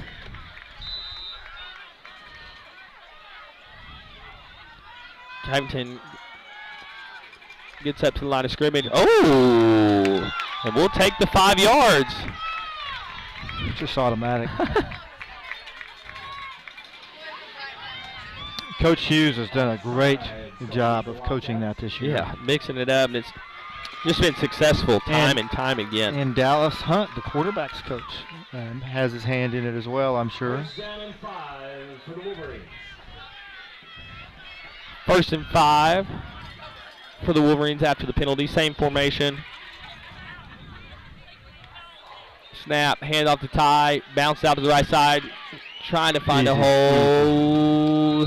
Gets hit low, but finds a way to get the 5 yards to give him the first down. Love it. It's where you run chunks of time off of the clock. Yeah, a little short of the first down. I'm mistaken. I thought he rolled over the top. Okay, I guess his knee was down. 2nd and 1. As like you were saying, clock is our friend in this situation. 10 seconds on the play clock. Waiting to snap. Snap, hand off to Ty Chester. Go Ty. Breaks 2-3 tackles, gives the Wolverines the first down. 40 seconds at a time are going to be running off here.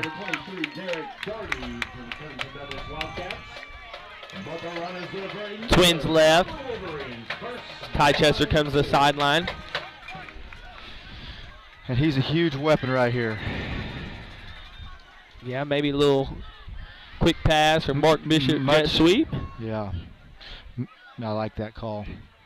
Much like with Parker Smith out, they're going to throw it less. We're going to run it less without Ty. Yep, hand off to Mark Bishop on the jet sweep as he gets the outside. He's got room to